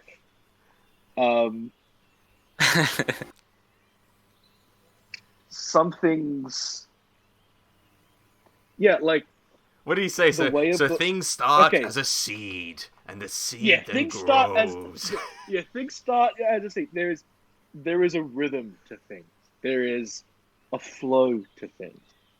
Things are born and things die. Things grow and things fade. I seem to feel actually a pretty Uh, deep interest in this, actually, that you're explaining. I follow along, and understanding everything you're saying quite well. Being from a hunter-gatherer kind of species, this is very, very yeah, natural. Tool is just as a part of our world as Damar, as Araman. Things like things start as a seed, or as they are born. But a Babanshi is born. They grow, and and they hunt the creatures of the forest for all their life. And when a Babanshi dies, when they are laid to rest, their body feeds the plant. The seeds grow from the soil, rich with nutrients from from the things which have passed. And then the creatures of the forest, they eat of the forest. They eat the nuts, the fruits, the berries, the grasses, the leaves. And then the baboons see their offspring. They hunt the creatures of the forest. And the cycle continues. As you're describing that, from an outsider's point of view, that it sounds to be like a very nice sort of understandable cycle of life. You have the deer in the woods, and you have the trees, and you have the predators, and then you have the predators grow old and they feed the grass and the leaves, and the flowers grow, and then the flowers are eaten by the deer, and it all cycles through. But like in Anir's mind, from the dark forest of fear, it's like the terror of death, and the pine trees which grow amongst the skulls of those who've been slaughtered on the forest floors, where all the dark demonic monstrosities from the dark wood crawl, and the things are nightmare, and all these things. So so those images sort of kind of like going through Annie's mind of home, of her old home, and she's understanding, but it's not really not really quite calming, though. It's not stressing her out, but it's like, yeah, this isn't really working. As you're starting to get that, but as you go through that cycle, as you finish, like I respectively sort of still listen, but I just kind of have 1,000-yard stare at various moments, as then I say, that cycle is wrong. It is a cycle of death, of pain. I'm trying to break it. That's why I'm here. That's why I ended up here. It's like he just spent some time explaining why it wasn't wrong. But anyway, I just say it's just wrong. I say it's wrong because it causes pain. You're right. It's like is the answer. You're right. And I kind of look down and I say, and I know it's always been like that, and I understand what you're saying, but I want a different way. I think. No, I know. Except I don't know how yet. May I tell you a story? My ears kind of like fluff slightly to the side and twitch and just kind of look at you. Eager. My father. I'll switch out of my character's voice. My father was a king of the forest. He was a a champion of his people, and he was a good man. He hunted the creatures of the forest, some of them.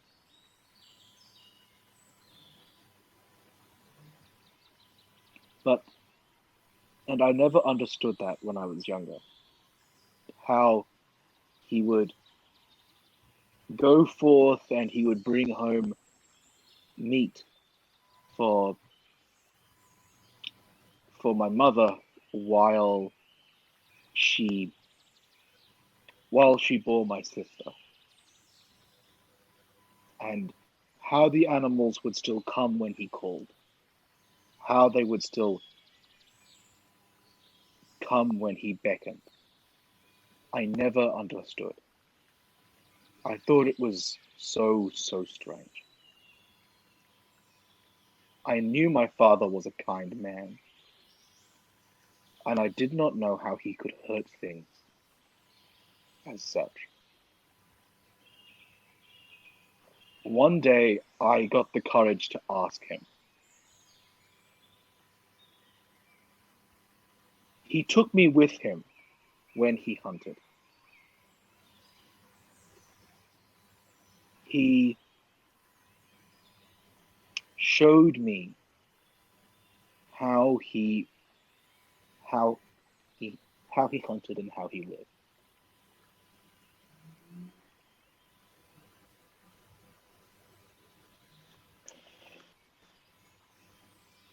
When he went, it was not just him hunting. He would, on his trips, be with the creatures of the forest. He would help the mother deer give birth. He would pick up the small and the weak chick that had fallen from its nest. He would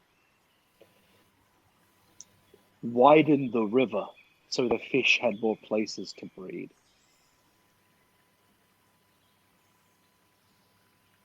He did more good for the forest than he could ever take away.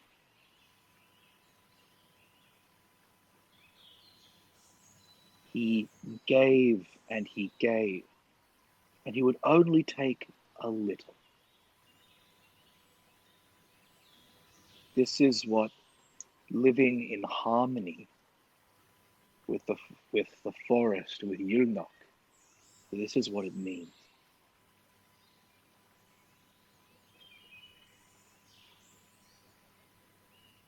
You do more good for this world, Anir, than you could ever take away. I respect no one more than you. No one living more than you. Do not starve yourself. Please. I am begging you. I cannot face this trial alone. I look genuinely touched by what you say, and I say, no, I'm not starving myself. I just needed some time. It wasn't the right time, but now it is, it seems. Soon. Tonight. It's okay. I'm not going to. I've been through worse. This is nothing. I've been through worse. This is okay. I'll be Bard here. nods. And he kind of moves his shoulders and he starts the long and arduous progress of standing back up onto his feet. Yeah. As you eventually stand up, I do come up to you and kind of like hug you a bit and nuzzle your chest. an appreciation in the Bob and She way. And Yes. And Dari's going to say, you are, no matter like what you think, no matter what anyone has said to you, you are a gift to this world.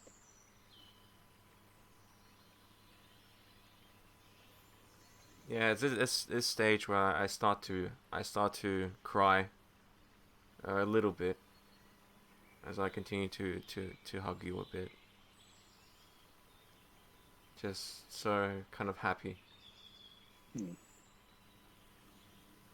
Kind of overwhelmed a bit, but and I'm starting to get a bit embarrassed now. It's been a lot of Yeah, that'd work. but I'm listening to all this, by the way, too. yeah. I then do that, and then finish hugging you, and then I give Relia a bit of an embrace as well. Before I then try to compose myself, stand up, stretch a bit, kind of stamp, or kick like cloven hooves a bit, shake some energy, get some energy into them. Okay, I'm going to go. Yes. I remember though, you said you can handle this, but you have definitely dealt with worse. But the weight of this situation is more of, it's this hunger on top of everything else. And that stress is causing you to be more damaged than you normally would. I know you'll never listen when I tell you not to worry so much. I do listen. I do. I try. I do always listen. I'm just not as good at that as you are, but I do listen. It means a lot to me that you were trying tonight, and that's all that I could ask. Tonight. It's not the end result that matters; it's that you try. I nod slowly. Tonight. Now let me. I need to go. Thank you. It's a bit overwhelmed at the moment, but as I then put like a second wind. I run a second wind as I walk out into the sun, and I stop there and look up in the sun for a while, and enjoy its warm, caressing touch on my face. No longer the burning sensation of being blinded and scorched by it, but now it's pleasant and light. I then start to make my way out, and yeah, I'm gonna be looking out for any hunters or any trackers of that kind, and going to be organizing them into some sort of pack. Anyone who I feel could be stealthy, anyone that Bob and She would think is stealthy. So it'll be someone who's pretty small, not physically impressive at all. The larger they are, the more loud they're going to be. And definitely, so no ogres, no satyrs. Maybe Fraheen, I guess. And I'll kind of be looking weirdly, strangely at the Typhon.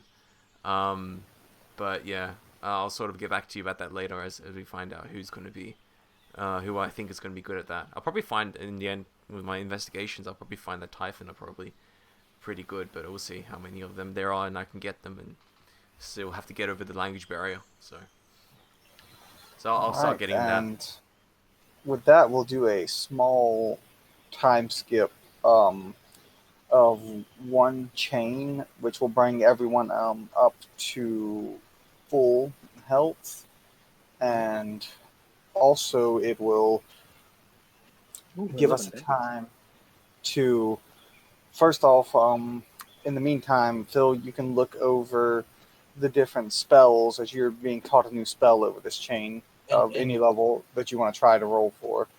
And an extra one. Along with the one that I chose just then. Yes, but you're gonna have to roll. You're gonna have to roll to learn it, though. But yes, you can attempt to learn one. That's sick. All right, Uh, Rockbeak, you over time, yeah, we can say that you've been slowly taught how to learn to read and write. You can pick one language, and for everyone else, Phil, you just think about that, and then I'll get back around to you, and we'll start with Rockbeak, and go with a montage, if you will, of describing what Rockbeak does, how he does it, how he builds this force up. And by the way, at the end of a chain, that's going to be the start of the long night whenever we start back up again Oh, after the montage. So we're going to start off with Rockbeak, and you tell me what you do, and then I'll cycle through everyone and get everyone's activities for the chain. And Well, maybe make some Rockbeak- rolls depending. Rockbeak gets all the ogres, fighters, whoever wants to be in a soldier type deal. Whatever, anybody who is like a frontline soldier or something like that, or even some of the ogres if they don't want to fight. We need to assemble these fighters. We need to assemble these engineers or whatever. I mean, quote unquote. Basically, take the rubble from like broken down house and stuff like that Aubrek fell through and stuff like that, and just try to make like a makeshift defensive wall, like in the part of the city, the village where the sirens will come from. With like whatever's at hand. On top of that, I will be getting the fighters, ready. I'll be training them the best way I can. In discipline and defensives and some sort of maneuvers that need to be anything like that. Just get them into a fighting army instead of a rabble of people throwing rocks at everybody. Get the ogres with their ogre slings. Have them like in formation. Like set them up in like their artillery / range support archers and whatnot with their freaking slings. Maybe some of them just start throwing boulders at people. Then we'll have the smaller people, Efrain, Seder, whoever wants to be in there. They'll be equipped with their weapon of choice, and we'll have them we'll run drills, formation drills, training, sparring, just stuff like that. On top of supervising people, building up the defenses and stuff like that, is what Rockbeak will be trying to do. And Rockbeak will find that even with salvaging, there's not anywhere near enough to form any sort of a defensive wall, not even a foot tall. The resources are extremely scarce. They can't harvest the trees. And the trees take days to chop down, much less work into something, unless you wanted to just have ogres ram into trees and try to uproot them and make makeshift log walls. I'm sure I'd hear it from Daw if I did that. I'm sure I'd get a 400, chain long freaking earful of him just cursing me out. Yeah. Never So- let you hear the end of it. With that, we will go first things first, make another diplomacy roll to determine, since you are their leader, we're going to determine their general morale with this diplomacy. That's 7. All right, they're not very happy. They are they hating life, being strictly commanded by Rockbeak in such a way. Actually, you could make an intimidate roll if you would prefer to go the drill sergeant route, if you prefer. I mean, that's borderline like being a dictator, isn't it? I mean, it's an option. It's an option. You can interpret it how you will. I can't tell you. I tell them from the get go that if they don't want to be here, they ain't got to be here. They can just go off and die on the island. But we're trying to help them do their best, and I guess I can put a little light of fire underneath them. I guess. If you want to tell them stories about how the sirens are going to tear them apart and tell them about what happened. So that be intimidate or what? I want you can try to make the story come across as scary. So yeah, intimidate. I can let that be an intimidate. If you're going to tell them horror stories. Are these all Fae or are they mixture? Because I got a +2 for Fae. It's a mix. So just roll and then tell me your bonus with and without forte. I failed. Crit fail. That's a crit All fail. right. They eat me alive, and they're not scared of me at all. They laugh at me. I shit myself. The people find your story to actually be funny, and they end up bursting out laughing, and they're completely and utterly unintimidated by the sirens at this point, and they actually become, instead of complaining, they kind of start slacking in the way like, oh, we ain't got nothing to worry about, we were scared for nothing. And now we can move on to your next role. And in a way, you did improve morale. They're not terrified and scared anymore. Yeah, now they're complacent, But- not worried about the sirens coming to kill them. Yeah, so it's a little bit. You went from one extreme to the other, which you look at it how you will. And with that, we can have you make a spear roll with intelligence as the modifier. So for teaching people how to use spears, because that's what you're most proficient with, you're going to be teaching people how to do a spear formation. And ooh, 22.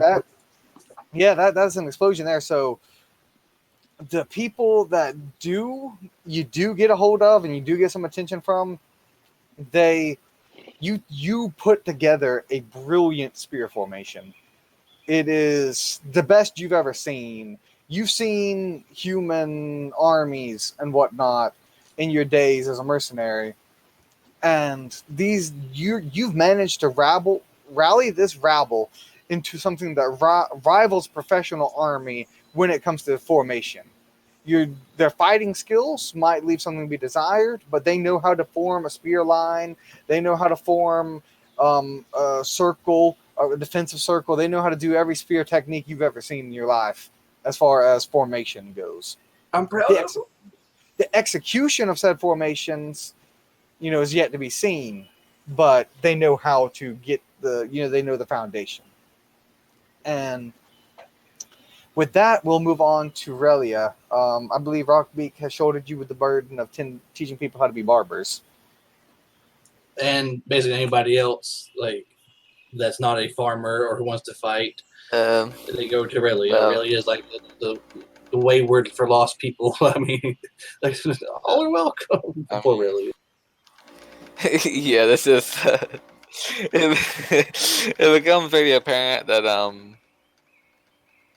she's definitely not the person for Barbary. But I mean, she can sort of be there for, I guess, sort of like a spiritual guidance or training people how to use a sword. But that's about it, pretty well. So, what do you mean by spiritual guidance? Well, if someone's feeling bad or has some emotional problems or maybe has like a like basically morale in a lot of ways, she could probably help with if they're willing to listen, which most people don't really enjoy. Most people don't really enjoy Relia's company, but yeah, stuff like she can definitely help people with meditation, and she understands people very well, so she can any problems not be having that's weighing them down. She could probably help them with that if they allow her to. All right, so I'm going to have you make me a insight roll to identify people who are having problems.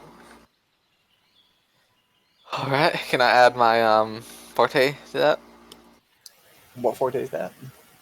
in emotions? Yes. Hold on.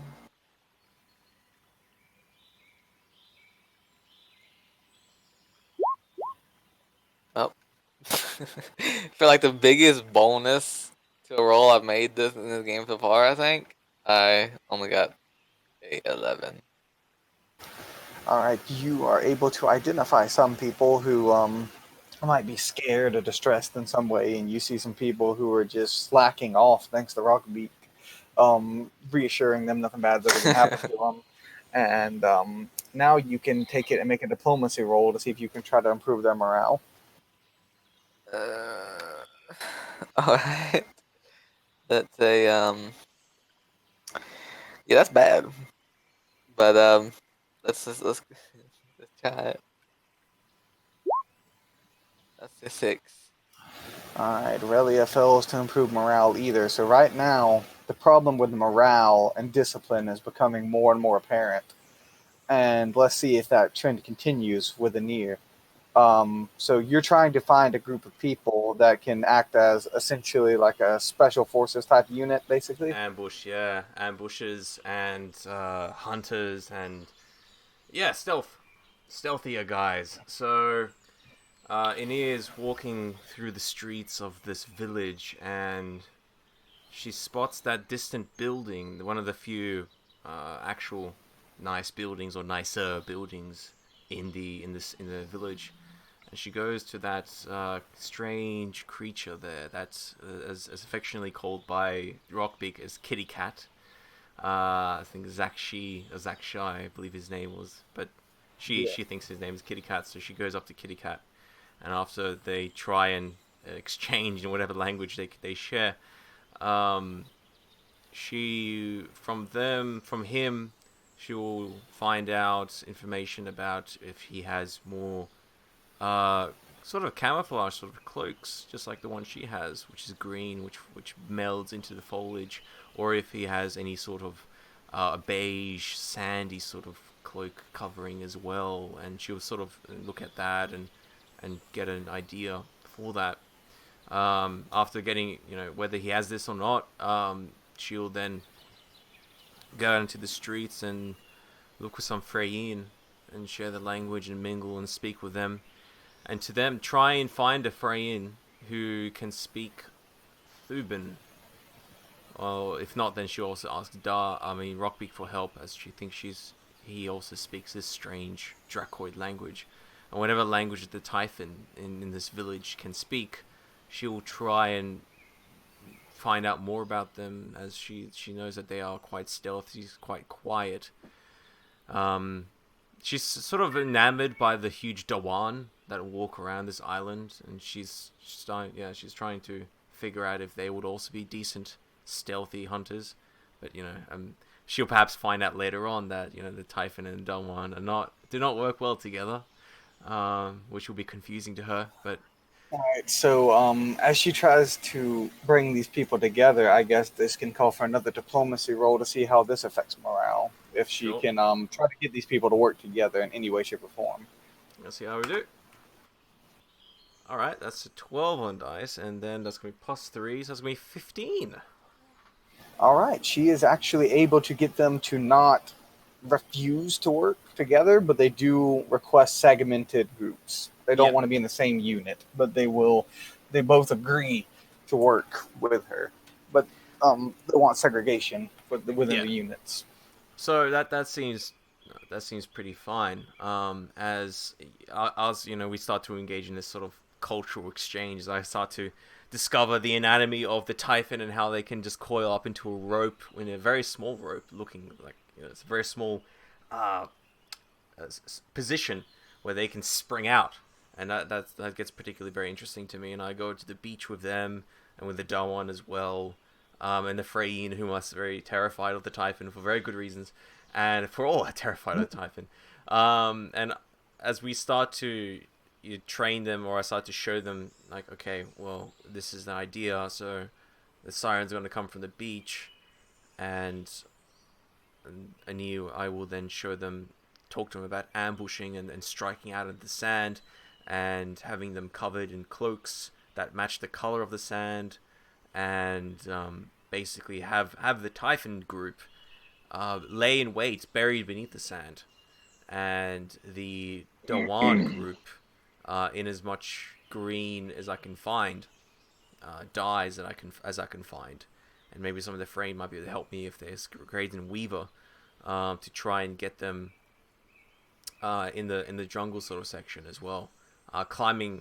Alright, make me a outdoorsman roll, and you might actually be able to find some natural dyes around the island that could help you. Sure. All right, that's going to be suppression. No, that's still gonna be a 15. Yeah, you're actually able to find some dyes and get some Freyine who are weavers and dye some cloaks, even the cloaks that weren't the color you wanted them to be. You're able to find some natural dyes that can help you and your units be more camouflaged. Yeah.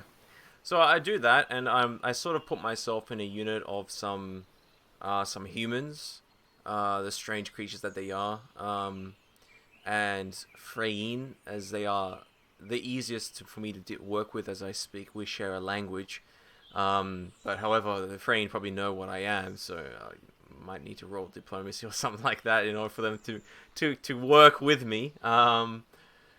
If they know what I am, that is. Yeah, So you can give me a diplomacy on that to see if the Freynes can work with you. See yeah, if they can appreciate you, your yeah. skill. Yeah, it's not going to be great. That's a 9 total. Um, All right. so The Freynes do not want to cooperate. yeah, They think you're going to try to kill them, essentially, and they're yeah, very on guard around you. yeah, very much so. So I try and work with whomever I can work with. Kind of thinking between the Dawan or maybe the Typhon.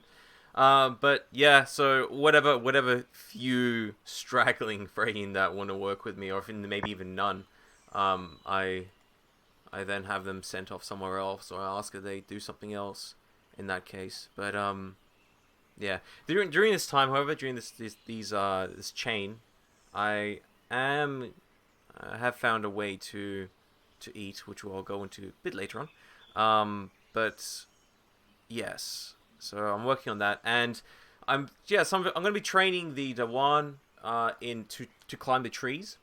So they will be a hidden force up in the trees, as they can climb, and I've discovered that they can climb quite well, being giant fucking cats. Um, so I'll have them set up in the Tree trees, fort. and then I'll also set up the Typhon on the sand, and the humans and whoever else, like stragglers, maybe a satyr or two, um, is going to be with me, and we're going to be sort of a mobile force that's going to be. I'm going to have like the most stealthiest of people, whom I can like walk silently. They're going to be with me, as we're going to be um, basically causing distractions and diversions. So that's going to be what I'm going to be training. The Typhon are going to be laying an ambush, waiting for the moment to strike out of the sand. Past the beachhead into the trees, there's going to be the Dawan are going to be waiting up in the trees, and then there's going to be a few mobile squads, which is going to be led by me, and we're going to cause distractions and do like hit and run tactics, and using lots of rocks as well. But very primitive stuff. Like this is not a line of defense. This is like ambush tactics and like diversions and hit and runs and things like that. So this is kind of very chaotic. But I do try and teach these people in the ways of basically hunter outdoorsman style ambushing. And then with Daw, had you Yes. decided what spell you're going to try to learn? I'm going to make my way to grandfather and try to learn the salve spell. All right, you can make me an occult roll in the forte in learning spells. I do not have a forte in learning spells. No, I just have a very large amount of knowledge of the occult. All right, just make the occult roll. What do I need to beat again? It is a difficulty 14. Okay. I got a suppression with a 7 in occult. I do have a forte in trolls. Does that count? Nope, just learning spells. Nope.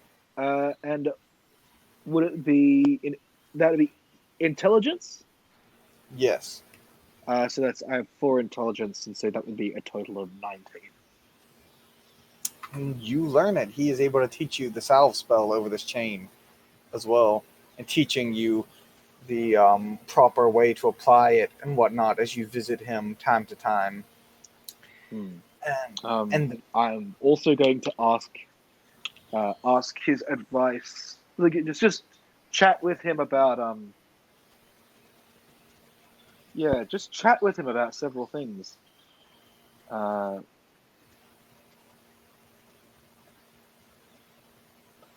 including but not limited to what's been happening with my friend going to the Ghostlands and returning on a regular basis. He would inform you that he is not deeply familiar with the Ghostlands. Um, he doesn't know the intricacies of necromancy and would advise against associating with someone who is a non-necromancer who is somehow doing this. And he's basically worried that there's some profane magic involved. I have plumbed the depths of. I have plumbed their soul, and I am. And I am certain that they are. Yeah, and I'm certain that they are true. That they are not being untoward, I guess is the word.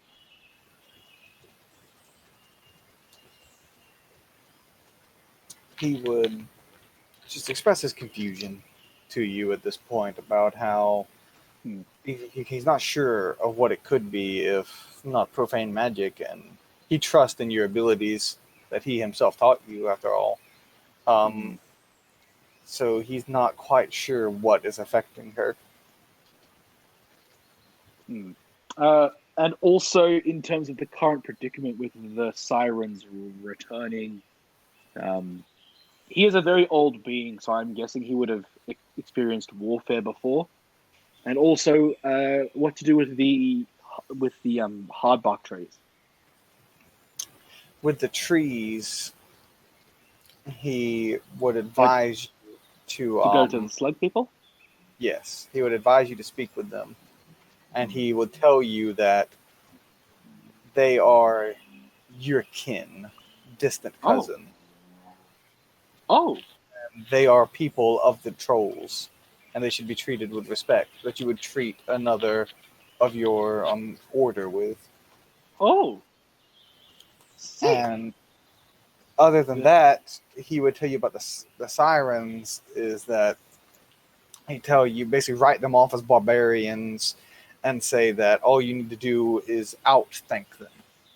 Use strategy, just prepare yourself, use the wood to your advantage, use the forest, and use this iron bark, and work together with your cousins of the swamp, and prepare yourselves in the woods and become one with the woodland. And the sirens are creatures of Leviathan, and they are not suited to such warfare, and that you can have them fight you on your terms.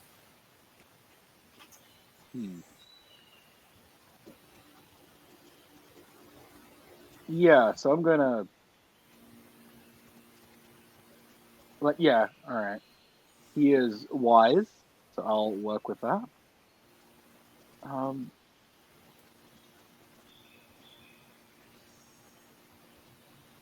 And is there like, all right. So I've learned a spell from him. So with the 11 days, that would have taken the 11 days, right? Yeah. Good. All right. So would be making my way back into town after learning much from the grandfather oak. And now we shall take it up on the 75th day as you all gather in Rockbeak's home again after a hard chain. And now your efforts are going to have to come to a stop, as now the long night begins, and only the bravest among you would even dare step foot out of their shanty shacks on this night, much less attempt to train in this darkness with Armand's ever watchful eyes gazing upon you. And your council gathers as you must decide what you're going to do throughout the dark night. The long night, I should say. I don't know why we can't go out. Why is no one staying inside? I understand the Freyhin, but I don't know why the Dawan see you as well. We cannot see in the darkness like you can, little The Dewan can, but they are hesitant still. But I can convince them, but I just need someone to come with me. And the Typhon are not, as well as the Typhon as well. They are refusing to go outside. They're so cowardly. I. Hmm. I. Okay. I guess a theology role would be called for. What you trying to learn? Sorry. What were you trying to learn or do? Why isn't it a good idea to go out on the long night? All right. You don't necessarily need to make a theology roll to know why most people don't. Is that it is dark, and these days are ruled by the forces of darkness, and there rumors have been circulating that demons may materialize during the night, and that strange fiendish creatures will come out of hiding, and predators stalk the jungle, and there's whispers. They keep saying something about the jungle being the jungle of 1,000 claws, and they've been talking about how anyone who's ever gone out into the jungle on the long night has never returned. I relay that information to my close friend. Of course, yeah. Yes, they say the same thing about the forest, and that is not true. It's just tales to keep people inside, so they are easy to find. It is much easier to find someone when they are inside a home. They do not go anywhere, and all you need to do is just break inside, and you'll find them. It's harder when they can move outside. I gave you that sort of explanation. Whether it's true or not, that's what Aenean believes. The Dawan are okay. Yeah, so I can convince them to go outside, but the Typhon, they are not. And I do not speak their language, and the Freyne will not speak to me. And the humans that I'm working with are also scared, and the Satyr as well. I speak Thuban. I Maybe will go with you. You Yeah, have to so- remember also that being inside, it's more defendable. You can't move. You are trapped here. How can you defend yourself when you cannot run? The thing you tried to do with barring the door when the ogres burst in, then that was... Yeah, that was an obstacle. It's Yes, but you do that, but you add more onto it. And then it'll be hard, or possibly even too hard. It's not worth the effort. When you could go after someone easier. And if everyone is barred inside, then we should be safe I look a little bit doubtful. from predators. I look a little bit doubtful. I kind of look worried and doubtful at that a little bit, as I know that to be not the case through much experience of my own. No, they're very easy to find when they're inside. I mean, yeah, sure, climbing the walls is hard, but after that, it's just easy pickings. I'm not sure, but anyway, yes, Dar, I will need your help. Maybe you can help me convince them, the Typhon. We need more time to train. It's slow, but especially since I don't know the language. But I think they are understanding, and the Dawan are a little bit easier. They're so huge, but they can still climb so high. They're like huge ogres, but like squirrels. Squirrel ogres they are. Yes.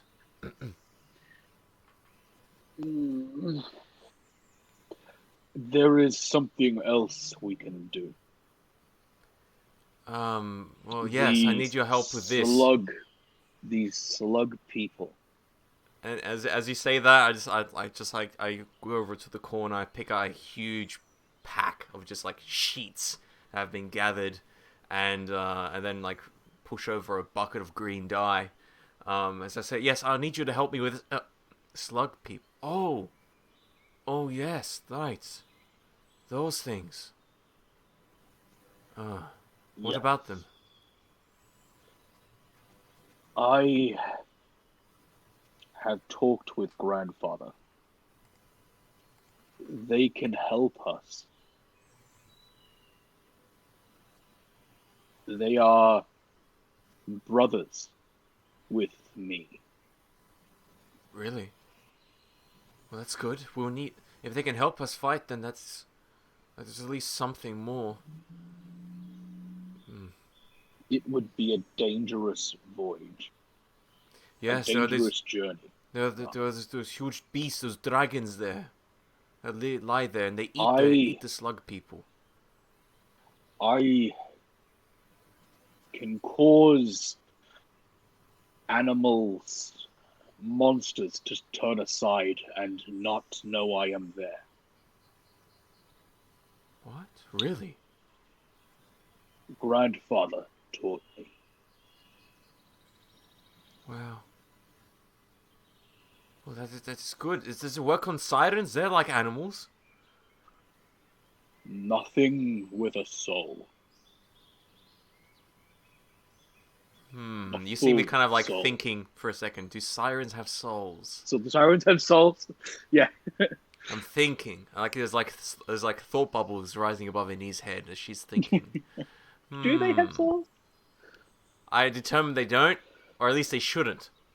Or at least they shouldn't. It might work on the sirens. Have you tried? Oh, we can't yet. We should try He that. told me it would not.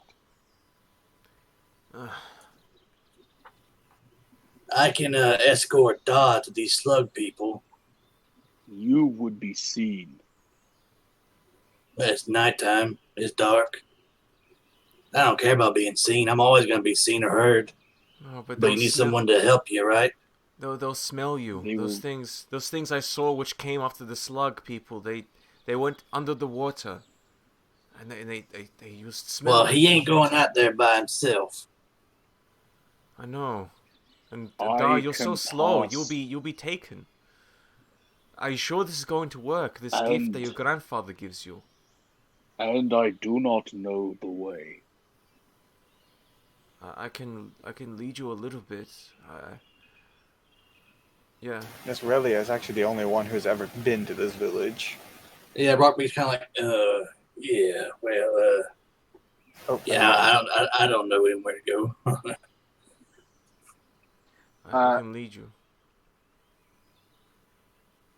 You went past it, Rockpeak, I believe, on the way to the mountain. It is where the lowlands go in the middle of the mountain. When you went with Kel a few days ago. I wonder what he's like now. I mean, a lot has happened since then. Kind of just rubs his head a little bit, like scratches his head. Yeah, maybe I forgot. Give me a break here. Oh If no, I can no, help. the Anyway, I'd be ogres. happy to, but I might just slow you down. No, you're doing okay. You've gotten a lot better, Valerio. What are you talking about? No, I understand, Rockbeak. The ogres, they were fighting again, and one of them threw up almost on you. I saw that. That was almost funny. Yeah. They like Dara is going to choking. suggest A lot. that Have you noticed that the ogres like to choke when they finish people?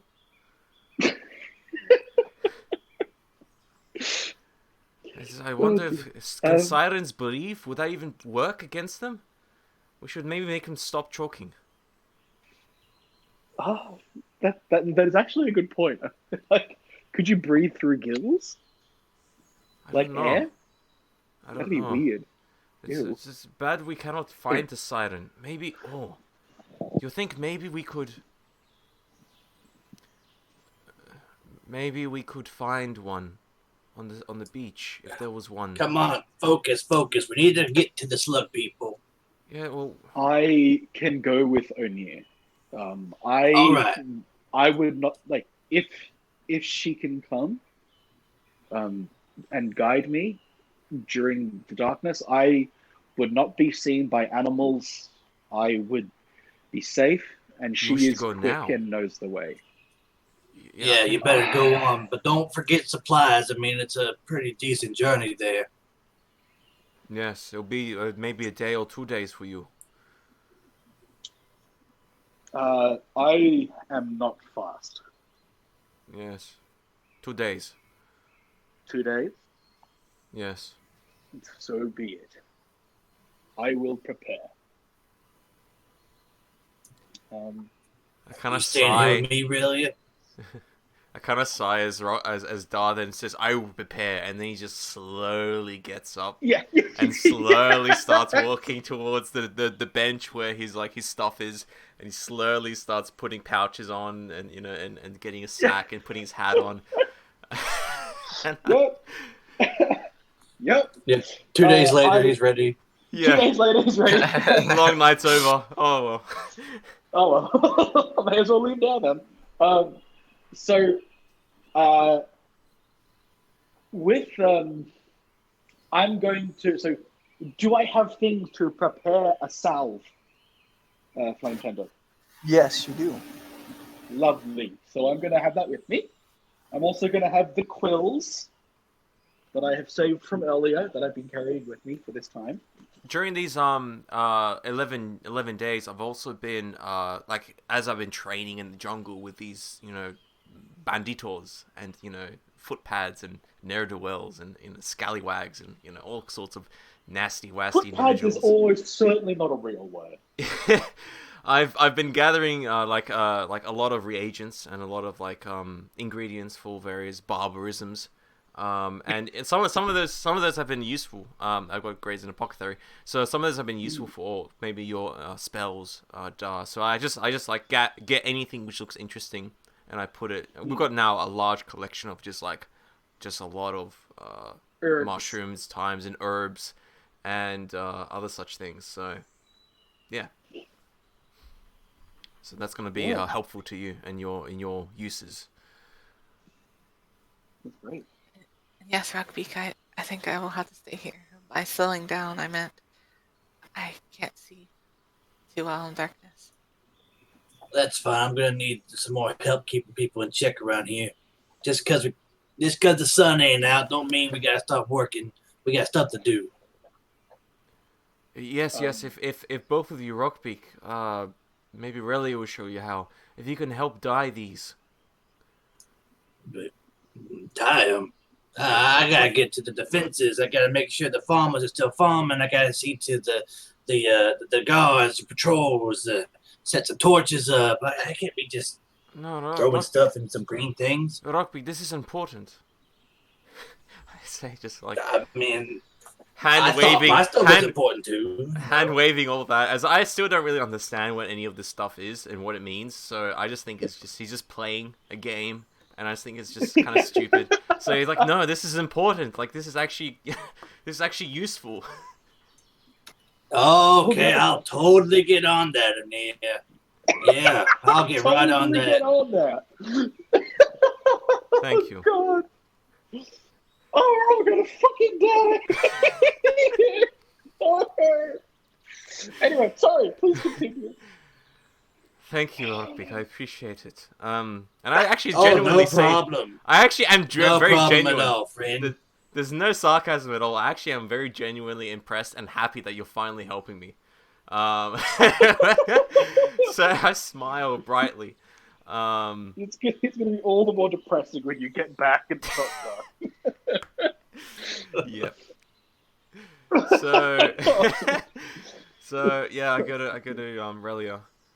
Are you going to be okay to stay here, Relia? Do you want me to stay here? In case. I want you to do whatever you think is best. Okay. I will be back as soon as I can. Give you a small hug. All right, then.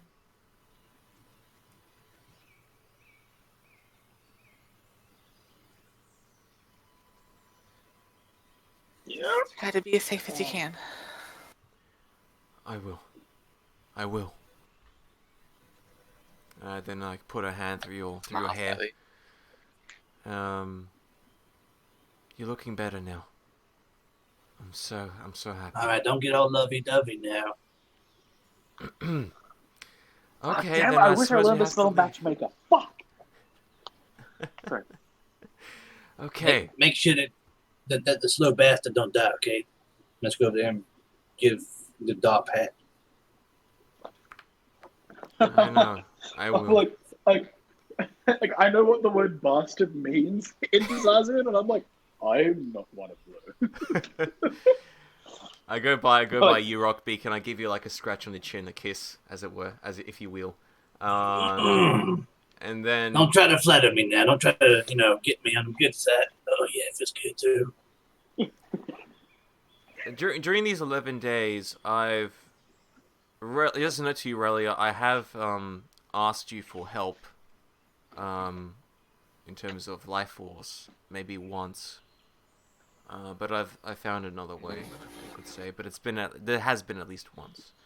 Yeah, I was definitely readily willing to give it whenever, if you ever needed it. Yeah. It looks like I haven't eaten I haven't seen you in like 2 days from today, so like I'm still a little bit like, maybe you're worried like, you haven't eaten anything yet, but like I'm adamant that I'm okay. But just as a note. Yeah, okay. So I will then, as soon as Dar is ready eventually, I will go and take him along the way. So I'm going to cast. So, in terms of the spell lasts until the end of the scene, right? So I can't keep it up all the way there because it's going to be like I can only cast it like 6 times. So I'm going to be asking my friend Anir to let me know when an animal draws near. Yes, when easily. like a dangerous animal draws near.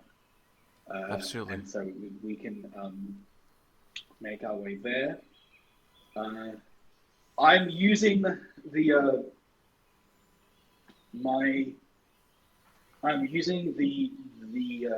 see-through plants because I can see the last 24 hours because we're leaving on the first day. I can go back to when the day of dusk, so the plants will tell me. So I can see through. I can actually see the light through the plants, so I can see and not trip over things. If there's been debris or something which has happened in the last, I'm going to say, in like the last 12 hours, that's appeared along the trail which you're leading me, I will not be able to see it. So I may be tripping over a couple things. I'll lead you through on the first day. The second day, I'm almost completely blind. Yeah. I'll lead you through, and with the insane amount of outdoorsmen I have, like I managed to quite easily lead you down a path and a trail which is both quick but also traversable for you. I am not fast. I'm not sprightly. I'm very well aware. I'm very well aware. I'm painfully well aware around about like 3 hours in. And like we've made 15 minutes progress. It's so painful that, it's so painful that my crawl speed is faster than your run speed. It's just like, yes, yes, I am very slow. I take as much like, yeah, I 25 speed and just slowing down to a 7 or a 6 or something. As we're walking through, I say, Da, when I show you this place, I have to run back very quickly. I don't want to leave Raya behind. As soon as I know you're safe with these people, these strange ones, then it should be okay. But watch out, they are angry. Maybe we should give them a gift or something to appease them. Maybe mud. Maybe we can get them mud. Mud. Maybe they like mud. They were covered in mud. Maybe they put it on their body like it's some sort of painting. We should do this too, to look like one of them. As I kind of stop and dig my hands into the dirt and just cover myself in filth. I don't do it. I just watch it.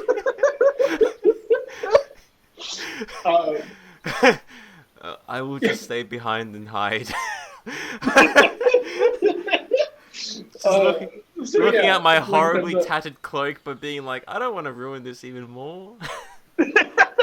Ruin this even more. But yeah, if it affects anything, Flame Tender, I am covered in mud. All right. And as you guys walk through and walk onward, I'm going to need a perception hearing from both of you. Oh, yes. All right, give me a second.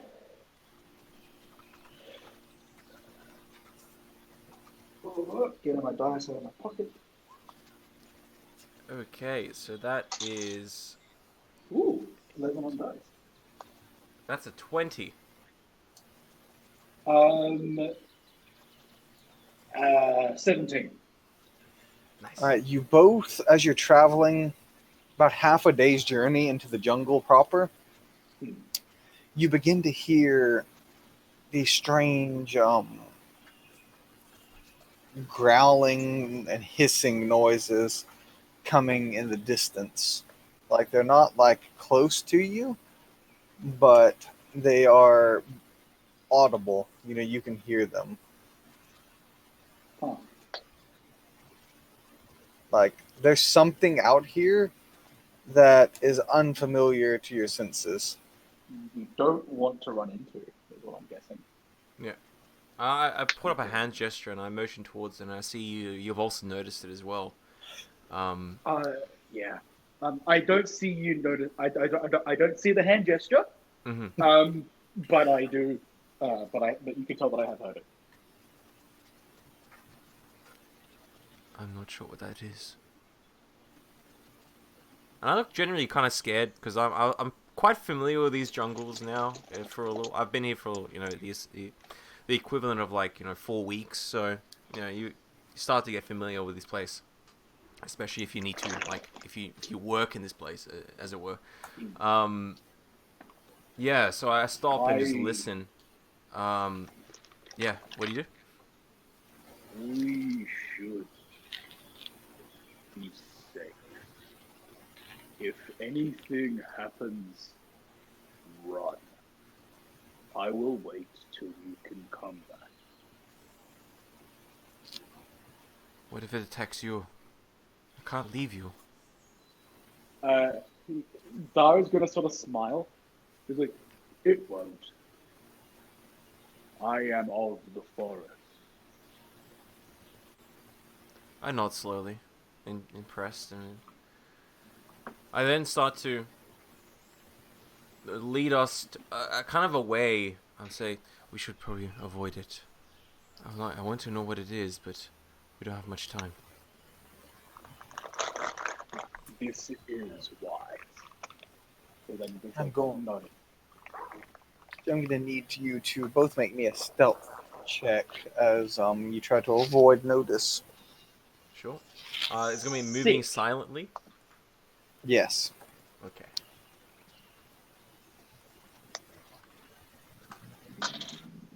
Ooh. Double twos. Okay. That's enlightenment, yes? Stealth? Dex. Yeah. Stealth is Dexterity. dex. Okay. So that's a total of 10. And what did you get for near? I got... I got 13. 13. That was a bad roll. All right. You hear the sounds begin getting closer and closer as you continue going on, and it doesn't take you long for your instincts to kick in, and you know you are being hunted right now. I turn back at Dar, and I whisper very quietly, and I tap my hoof down on the soft ground. As sort of like an outdoorsman saying, "It's coming." Yeah. Yeah. I'm just going to repeat underneath my breath in Byzantian.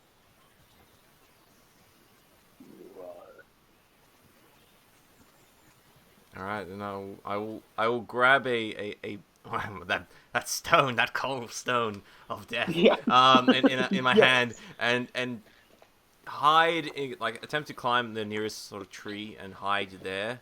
I still don't Make a want to be so perception far. check roll Yeah. as you start Perceptions. climbing this tree.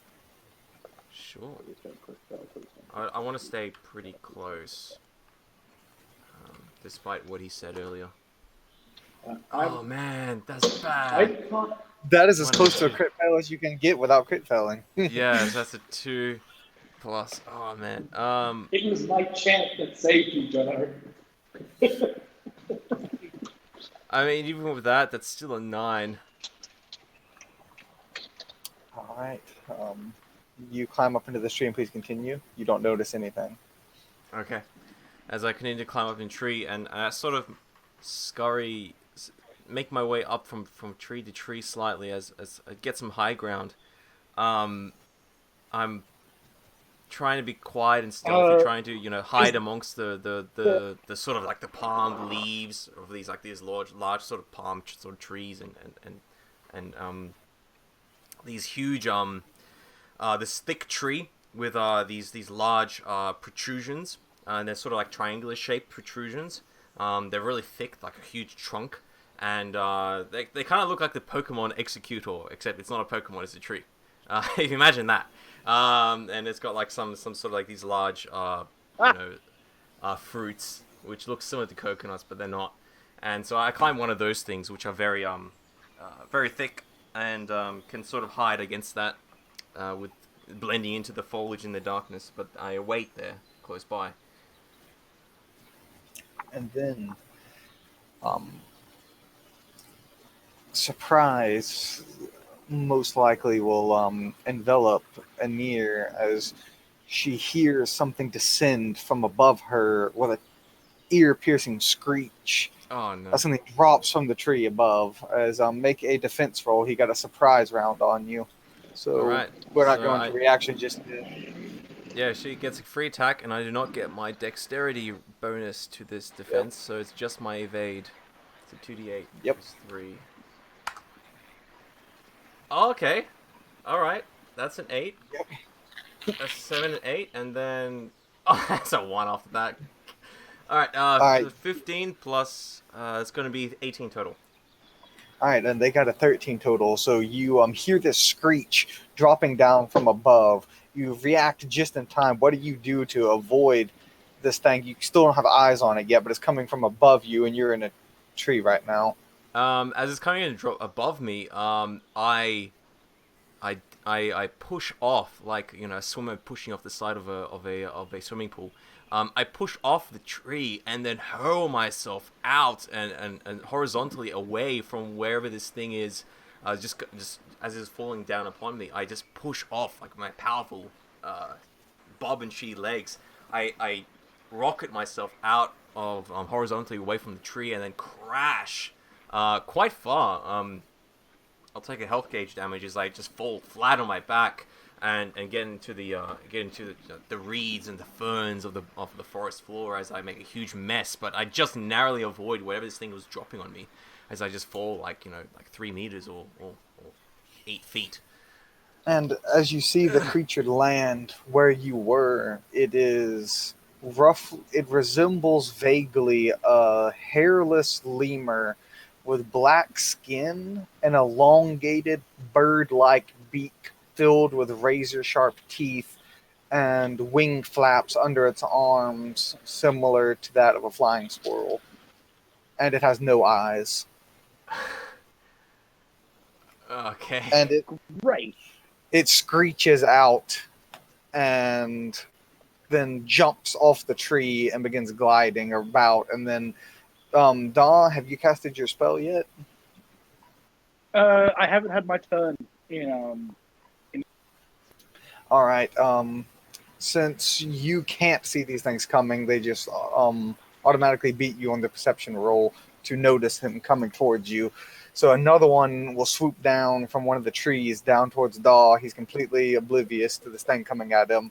And you can attempt your defense roll without adding your dexterity bonus to it to see if you can somehow get away from this thing. Sorry? You're breaking up on me, buddy. You can make a attempted defense roll. It's a surprise round Roll my evade.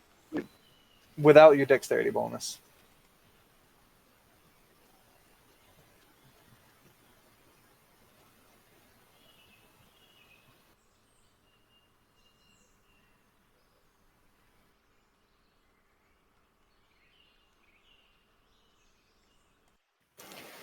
Um, if you're talking, Phil, we can't hear you right now. Well, I can't hear you.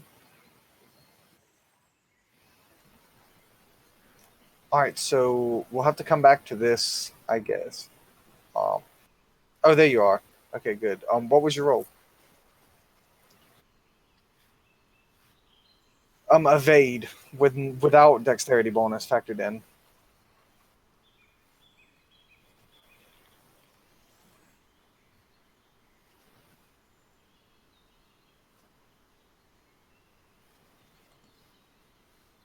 I can't hear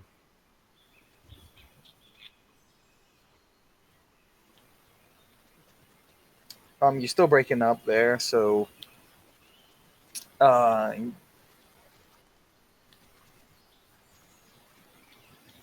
if you can put your result into chat, and I'll narrate it for you. You're not coming through for us, so if you can hear me, put your result in chat. All right. So you're actually able to avoid this creature, and as it swoops down, Dahl will hear the screech erupt from behind him and duck just in time as it swoops over him and lands and attaches itself to a tree opposite Anir, and then everyone can make reaction now. All right. That's good. All right, so go ahead, Anir, with your reaction. Crazy fucking madman hopping into a fucking Uber, dude. Crazy son of a bitch. I am absolutely horrified and stunned. A deer caught in headlights. That's only an 8. A 1 and a 3.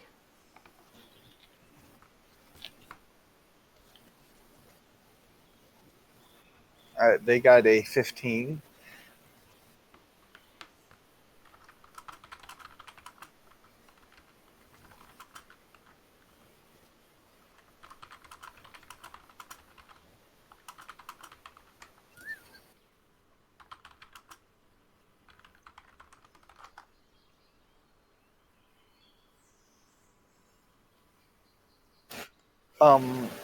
John is having problem picking you up on his. Right, there you go. He left. Yeah. All right, so we're going to. Can you hear me there? Yep, there we go. You're back. Hey friends, sorry about that. Pulling out my. All right. Give me a second. Right. Wow. So Everything yeah. is memes. Yeah. So Roll initiative. So not initiative, but reaction. So that is a total of a 13. All right, so they speed past both of you, and one will swoop down at Denier, and the other will swoop down at Daw, and you both hear them screech in your direction before swooping. And Anir, make a defense roll. we have to run. I scream, as I will. Oh yes. 8s are coming for me today. Yes. Okay. That's 17 plus. That's 23. Right, I'll give it a total of a 19 because I was prone because I was on the floor. All right, So that still 19. beats it though. So he swoops down at you from one of the trees. How do you avoid him? He's gliding towards you right now. As he glides down and swoops down with strange, I don't know, claws or talons Yes, or whatever. He has claws on his hands, talons on his feet, and a mouthful of serrated teeth. yeah, as a thing just descends upon me like this evil burnt like demon from hell, I roll left to the side and then scurry and crawl beneath a large sort of fern as the thing starts raking at the fern just above my head. It catches my cloak but deals no damage. Then I slip out of the cloak and leave it there as the thing is ripping it to shreds and tearing into it. But then I managed to slip away, still clutching that, leaving everything behind, but still clutching that that vicious rock, as I will then run around the large fern and see what I can do in my turn. And then for Daw, make a defense roll. Give me a second. Heavily breathing. So that is a total. So that is a total of a 16. All right. One of them swoops down at you as well, and describe how you avoid this creature, this foul beast. Like he sort of almost connects, but since I'm covered in mud, he like kind of can't gain purchase on my tree-like hide. As he just like, and it does like a drive-by with his razor-sharp talons and claws. And I'm just like kind of like, he doesn't dodge out of the way. He just kind of like leans. That's the fastest he can go. And then, with this thing scraping by, barely missing Daw, it will cycle around to Daw's turn, actually, in the initiative order. Alright, so Daw is going to start chanting in Thraxa. I won't do the full chant because I don't want to clip out the Uber driver, but he's going to because I've got it written down too. He'll cast the unseen like animals ritual, and like race and like essentially just become one with the forest, becoming like to them. He ceases to be a tree-like being and just becomes a tree, fading into the thousands of trees that are around. He is then going to just kind of hunker down and not move, while attempting to tell Amir to run away. Because he can hear her dodging and jumping out of the way as well, being like, without saying anything to give away his position, he's just waving at her to run. It is probably a very surreal experience as you're still seeing that dim light of the previous day through your eye, through your the trees nearby. But at the same time, you're hearing these screeches, and you know something's flying around, attacking you, but you can't see it. And it's almost like you're fighting an invisible enemy yourself, and it's probably a very surreal experience for you. Oh yeah. You ain't gonna tell me, like, this is terrifying. And then now we get to Anir and the initiative order.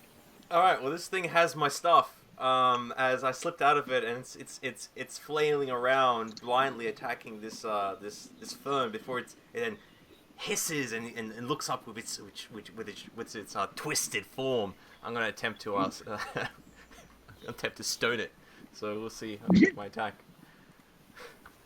It's the stoner. 7 and a 1. That is still going to be a 17 to hit. You connect and end it as it is an extra.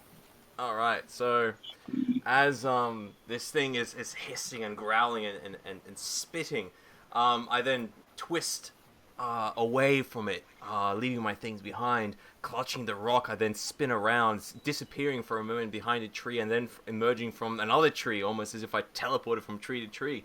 I then run at it. It sees me just before, too late, as I'm still holding it in my hand, as I run up onto it, kneeing it slightly, running into it, kneeing it, pushing it back, as it definitely dodges out of the way, this nimble creature, but then it doesn't see what's raised above my head, and what's raised above his head as a huge brick in my hand connects with this thing's head, and it connects with the side of its skull, and you hear a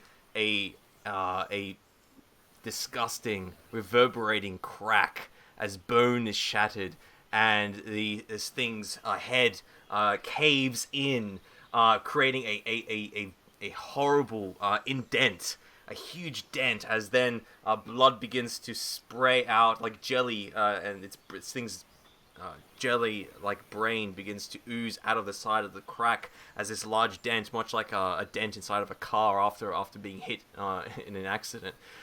This thing then wobbles side to side and shakes and tries to get away before spinning 3 times and then falling with a screech and heaving as the horrible brain juices and concussion and just destruction. As I hold that, as I clutch that horrible coral rock with now the barnacles on it, old barnacles now long dead since it's been out of the water for a long time, and now covered in blood from this thing. As then I then turn and look at the other creature that is attacking Da, and that'll be my turn. You will see this creature looks back in the direction of Da, and after he just cast a spell, it is seemingly unfazed by it. As you notice, can you make me an outdoorsman check real quick?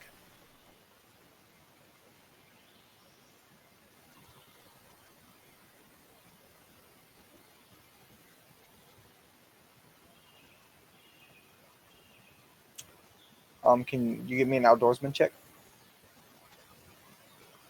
Me? No, Anir. Yeah, sure. I thought I was Da. Okay. Outdoorsman, that's going to be that's going to be 16. All right, Da has no way of knowing this because he can't see them, but you notice that these creatures are completely without eyes, and they only move in the direction they screech, and it kind of puts 2 and 2 together, and you think they hunt using sound. And you see this creature screech at Da in his direction where he's standing, and it will sweep down towards him again. Oh no! So if Anir, while Anir notices this, she could call out to Da or whatever if you so wish. You would have enough time to say something. Yeah. A short sentence if you want to. I shout out, "Watch out! Behind you!"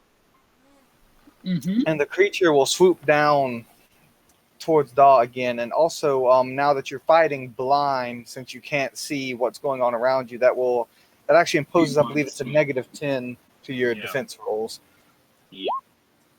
Also, since I, thank you for calling that. Otherwise, that would be a 0. So usually roll here. So that is just. So it's a 16 minus 10, so it's a 6. Ooh. Do you have any hide rating? I have a single hide rating. All right, the creature swoops down to Da, lands on his shoulder, and bites into your shoulder with a beak full of razor-sharp teeth. And it rends into you, dealing 6 damage to you as it bites down in your blood. Your strange sap-like blood begins oozing out of you as it just digs down into your shoulder, trying to tear a chunk off, but not quite able to, just kind of pulling at it, biting down into you now. As it will go back to your turn now in the order. Dara's going to let out like a curse in Throxel, as he's going to attempt to hit it at mine. So how much light is the moon is not getting off any light? The 2 moons. You're not getting off any light. They are, but you're in a very thick forest right now, and it's blocking out most of the light. Nice. So I'm gonna make a swing at this thing with my club. With my quarterstaff. So it's only a +2. God damn it. Does I'm guessing an 8 doesn't hit. No, it does not. So as you swing back at this thing, and it kicks off of you and takes flight again, as it will cycle around to Anir's reaction. is as this thing is attacking Dar, and he fends it off with his quarterstaff, but unable to connect. Just as the thing like lurches back from his strikes, I then do a running start and I give it a bit of a cricket ball as I throw my stone at it, which is bloody. Let's see if I can add more blood to it. Let's give it a roll. Oh man, 2 and a 1 again. At least it wasn't a fumble. Oh. All right, so 2 Yeah, plus. oh, would have took you right to the groin. Still, that's yeah. Fuck. So, that's still 12. That's still 12. Oh, you hit exactly what you need to hit. You kill it. You end it. Okay. So what happens is this happens. I bowl the red comet covered in blood as the blood trails from this flying comet which sails through the jungle scape. It goes towards the creature, but the creature is starting to fly up into the trees. It flies up into the trees, and then the what happens is that the stone, the coral stone, connects its feet, its leg, and glances it as it doesn't do any damage. It doesn't hurt it. It just rocks it off balance. However, as it begins to fly forward, Dar can describe how he's just wildly swinging his quarterstaff, and he's so lucky as to actually hit it and finish it. Describe, take it away. Sure. So Dar is, he is. So that's the thing. He sees through his quarterstaff. So what little light is coming through is wildly dancing around as he flails the star. And all of a sudden, there's like a sickening crunch, and he feels the star shudder in his hand as he's sprayed with like just black ichor, mixing with the mud and the blood and everything. Is just like there's a sickening crunch as he breaks this thing asunder with his doing, if it matters anything to the MT, doing 7 damage. And as you do this, you see Anir, the wound in Dar's shoulder begins to quickly close. All those bite marks, all those holes begin to seal. It begins regenerating before your very eyes. I run up to you. Are you okay? I kind of pet you down, like listening still around. We have to get out of here. They're going to be more beasts. They'll smell the blood. Quickly. We need to move. Now, as quickly as you can. This way. Duh. Understood. And this so way. I do the 24-hour CCTV footage trick again. Yeah. As I follow her that way, as fast as my little legs can carry me, at 7 feet per action. And as you continue to run off into the jungle, I do grab my things. Like my cloak that I slipped out of, I do grab that, put that back on, and make sure I don't leave anything behind very quickly, as I'll have time, because Dar is, it will take him 3 rounds for him to get to me. Do a mural. If we get out of here, then the beasts that will come, they will eat what is left there. Take these, as I give you the quills. You can use these better than I can. I say in character voice.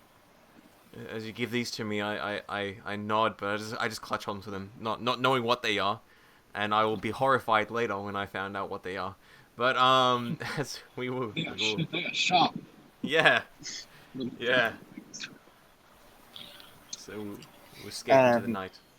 As you escape into the jungle, you, in the far distance, you hear echoing between the trees more of those screeches, and more off in the distance, fading from your earshot as you move as quickly as you can deeper into the night. And with that, we will go to soliloquies now. And Phil, were you in any position that you could do yours now, or would you like us to come back around to you? Yep, no, I'm good. I'm just gonna wait out this Uber driver for a little bit, Sorry. We could come back around to you after No, you're no, no, done. no, no, no, no. He's fine. He's fine. Saber drivers and those are all absolutely wonderful. So don't worry about it. At least it's better than a bus for people. Anyway.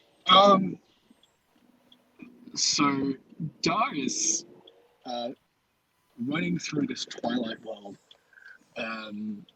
with just still images to guide his path. It's surreal seeing a path without him on it. And it doesn't often use the past 24 hours sort of aspect of his sight. So it kind of feels a little bit odd, and it's in all ways an out of body experience, particularly being bitten and ravaged while the beautiful sunlit, dappled light of the forest kind of comes down through the green leaves and the palm fronds, and that being a very surreal, very awkward experience. He's starting to regret coming out on the long night with these creatures that can, who knew animals had ways to view the world other than sight. So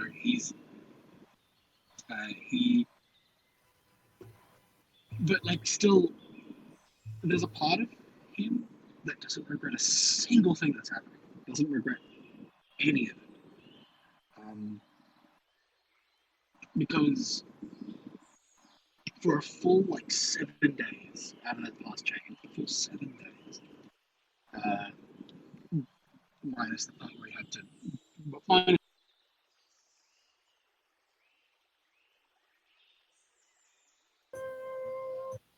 And now we will move on to Anir now.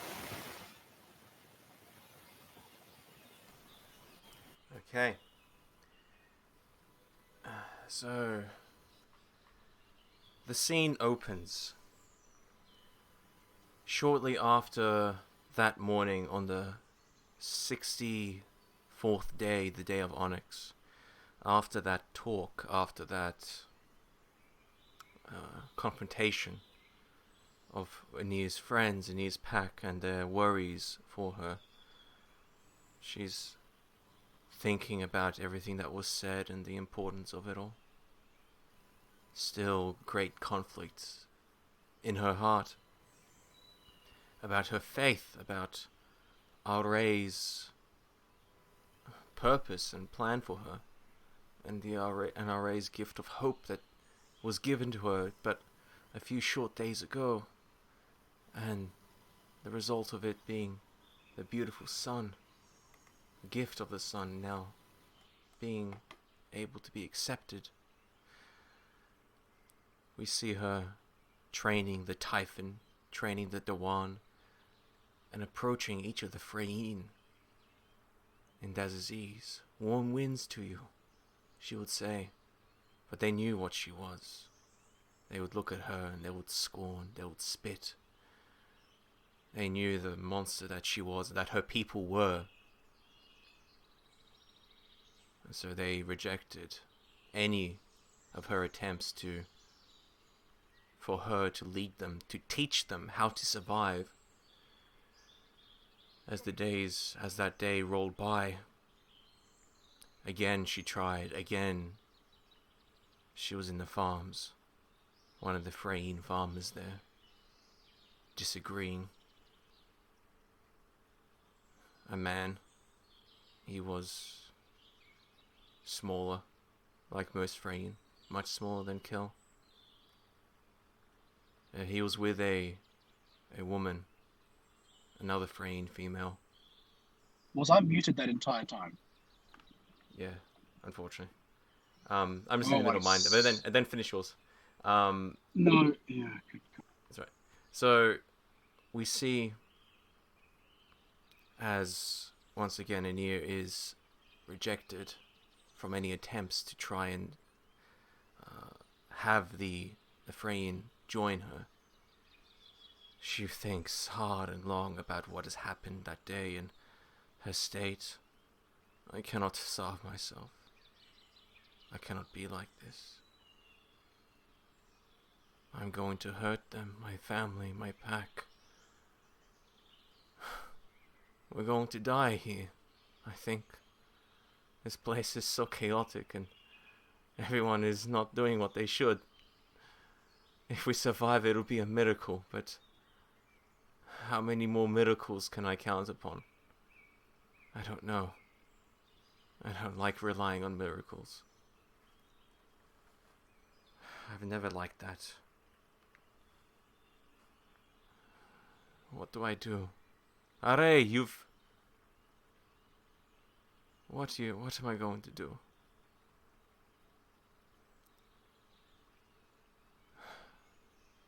I can't eat from them. My people, my pack. I can't hurt them.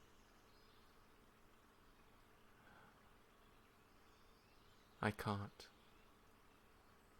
But I have to do something. I have to do something. As then once again the scowl, the spitting, the rejection from the Freyne. Anger builds up. As the sun begins to set on that day, as Are pulls the chariot across the sky and down through the gate of dusk, and when night just begins to fall, as the farmers from the fields return back to their homes, one Freyne farmer, a woman, doesn't return. We see Anir there, embracing her from behind, red running down her hands. Her eyes are wide. There's almost a red aura as the Freyne begins to struggle slightly, still struggling. She digs her claws deeper into her neck, taking as much as she can, trying to make it last. It's a slow process, painful, but she has to do it. I have to do this. I'm not going to hurt Rockbeak or Relia. It's better that I be damned than hurt them. Are, I don't want to do this. I don't want to be part of this cycle, as Dar says. I understand what he says. I respect it. But it's not the way forward. This isn't right. As in his hands, her claws tremble. As the light fades from that Freyne's eyes. But I have to. I have to survive for as long as I can. I have to struggle until the end, whenever that end is. Whether we get off this island or not. And these people, Freyne, they should be so happy that I'm not a monster. That I do not like doing this. That I'm only doing this because I have to. I'm only doing this because I have to. I want you to know this. As the claws sink deeper, and the scene fades to black.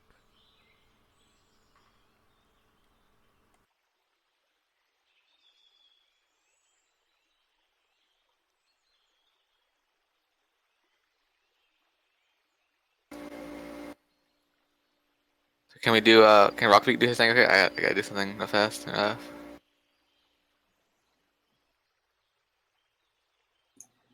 All right.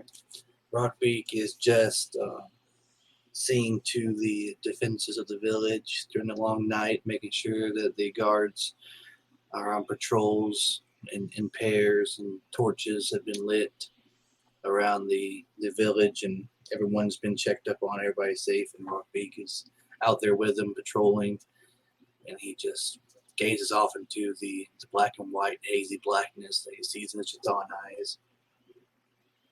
And he just looks at what they've accomplished since they first landed on this hellhole, and what they how far they've come, and he feels pride, and he feels just his spirit rising, and then he's proud of these people, these once slaves, and he's proud of his friends, and he'll just continue his patrols and have his head held high, knowing his faith in Reshura, that they will defeat these tyrants, these slavers, these dictators when they come.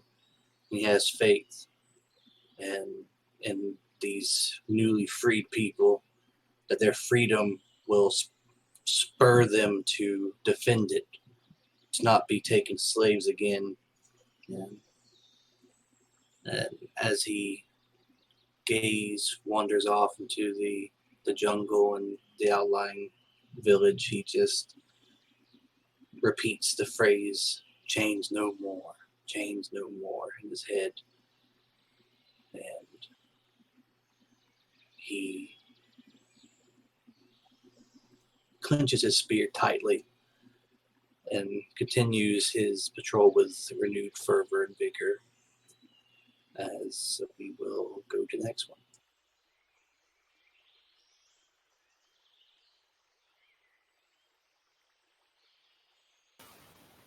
Yes.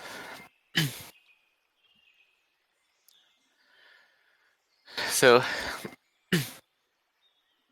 being concerned about the others being gone, I'll just sort of meditate on the stone, thinking about what this means. And so I'll start off there. I've been thinking on this stone for so long now, this memento. I've been thinking of this puzzle, of what all of this means. But I find it to be funny at the same time, because I think I've always known. It's just, it feels so strange to me to come to the realization that I was right about this, that I'm being accepted in this way. I know what this means. This is everything that I longed for. I know that. I've never been so understanding of my purpose before. And when you have a purpose like this, it's everything else seems to matter less. It's fear goes away. I didn't even get to speak to that. I suppose that was a spirit, that bird thing. But it told me something that I have been wanting to hear without really saying it. I'm going to commit myself to this path fully now. I have no doubts left. This is my purpose, my duty. This is what everything I wanted to be. And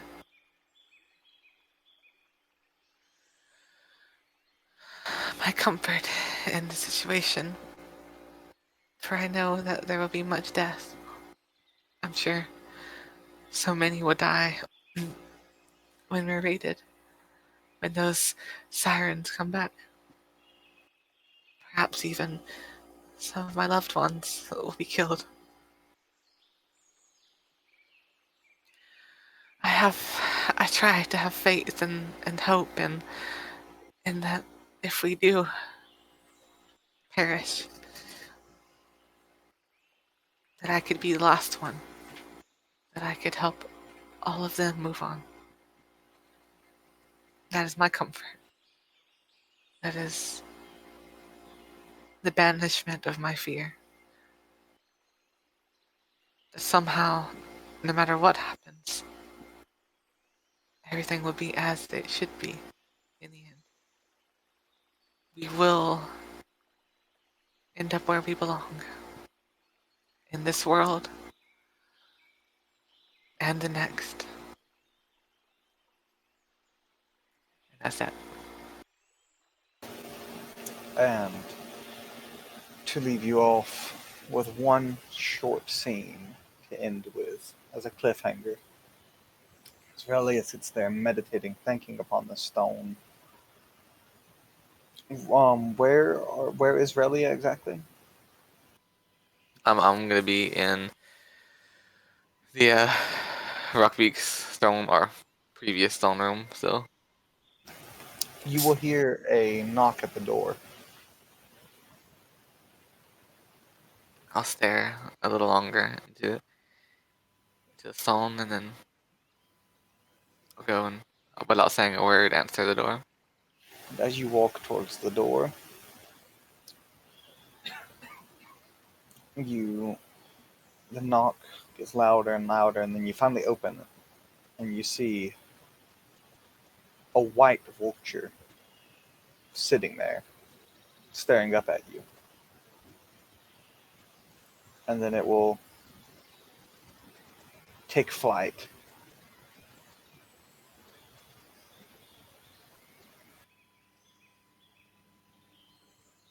I'll just be like, my gaze is focused on it. It begins flying off into the night. It's going to leave your vision soon.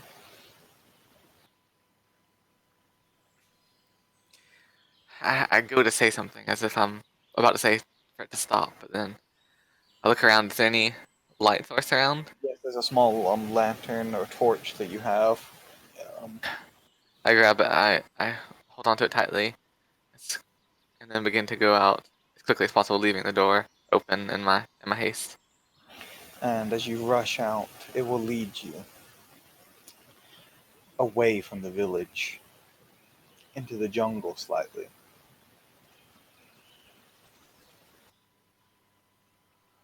Do you continue to follow it? As I'm going, I'll slow down a little, but I'll keep up a steady pace as I sort of, for a moment, I go slower, and then I think what this means. I recall the words spoken, how dangerous this is, told me when I heard him telling Anir about it, about the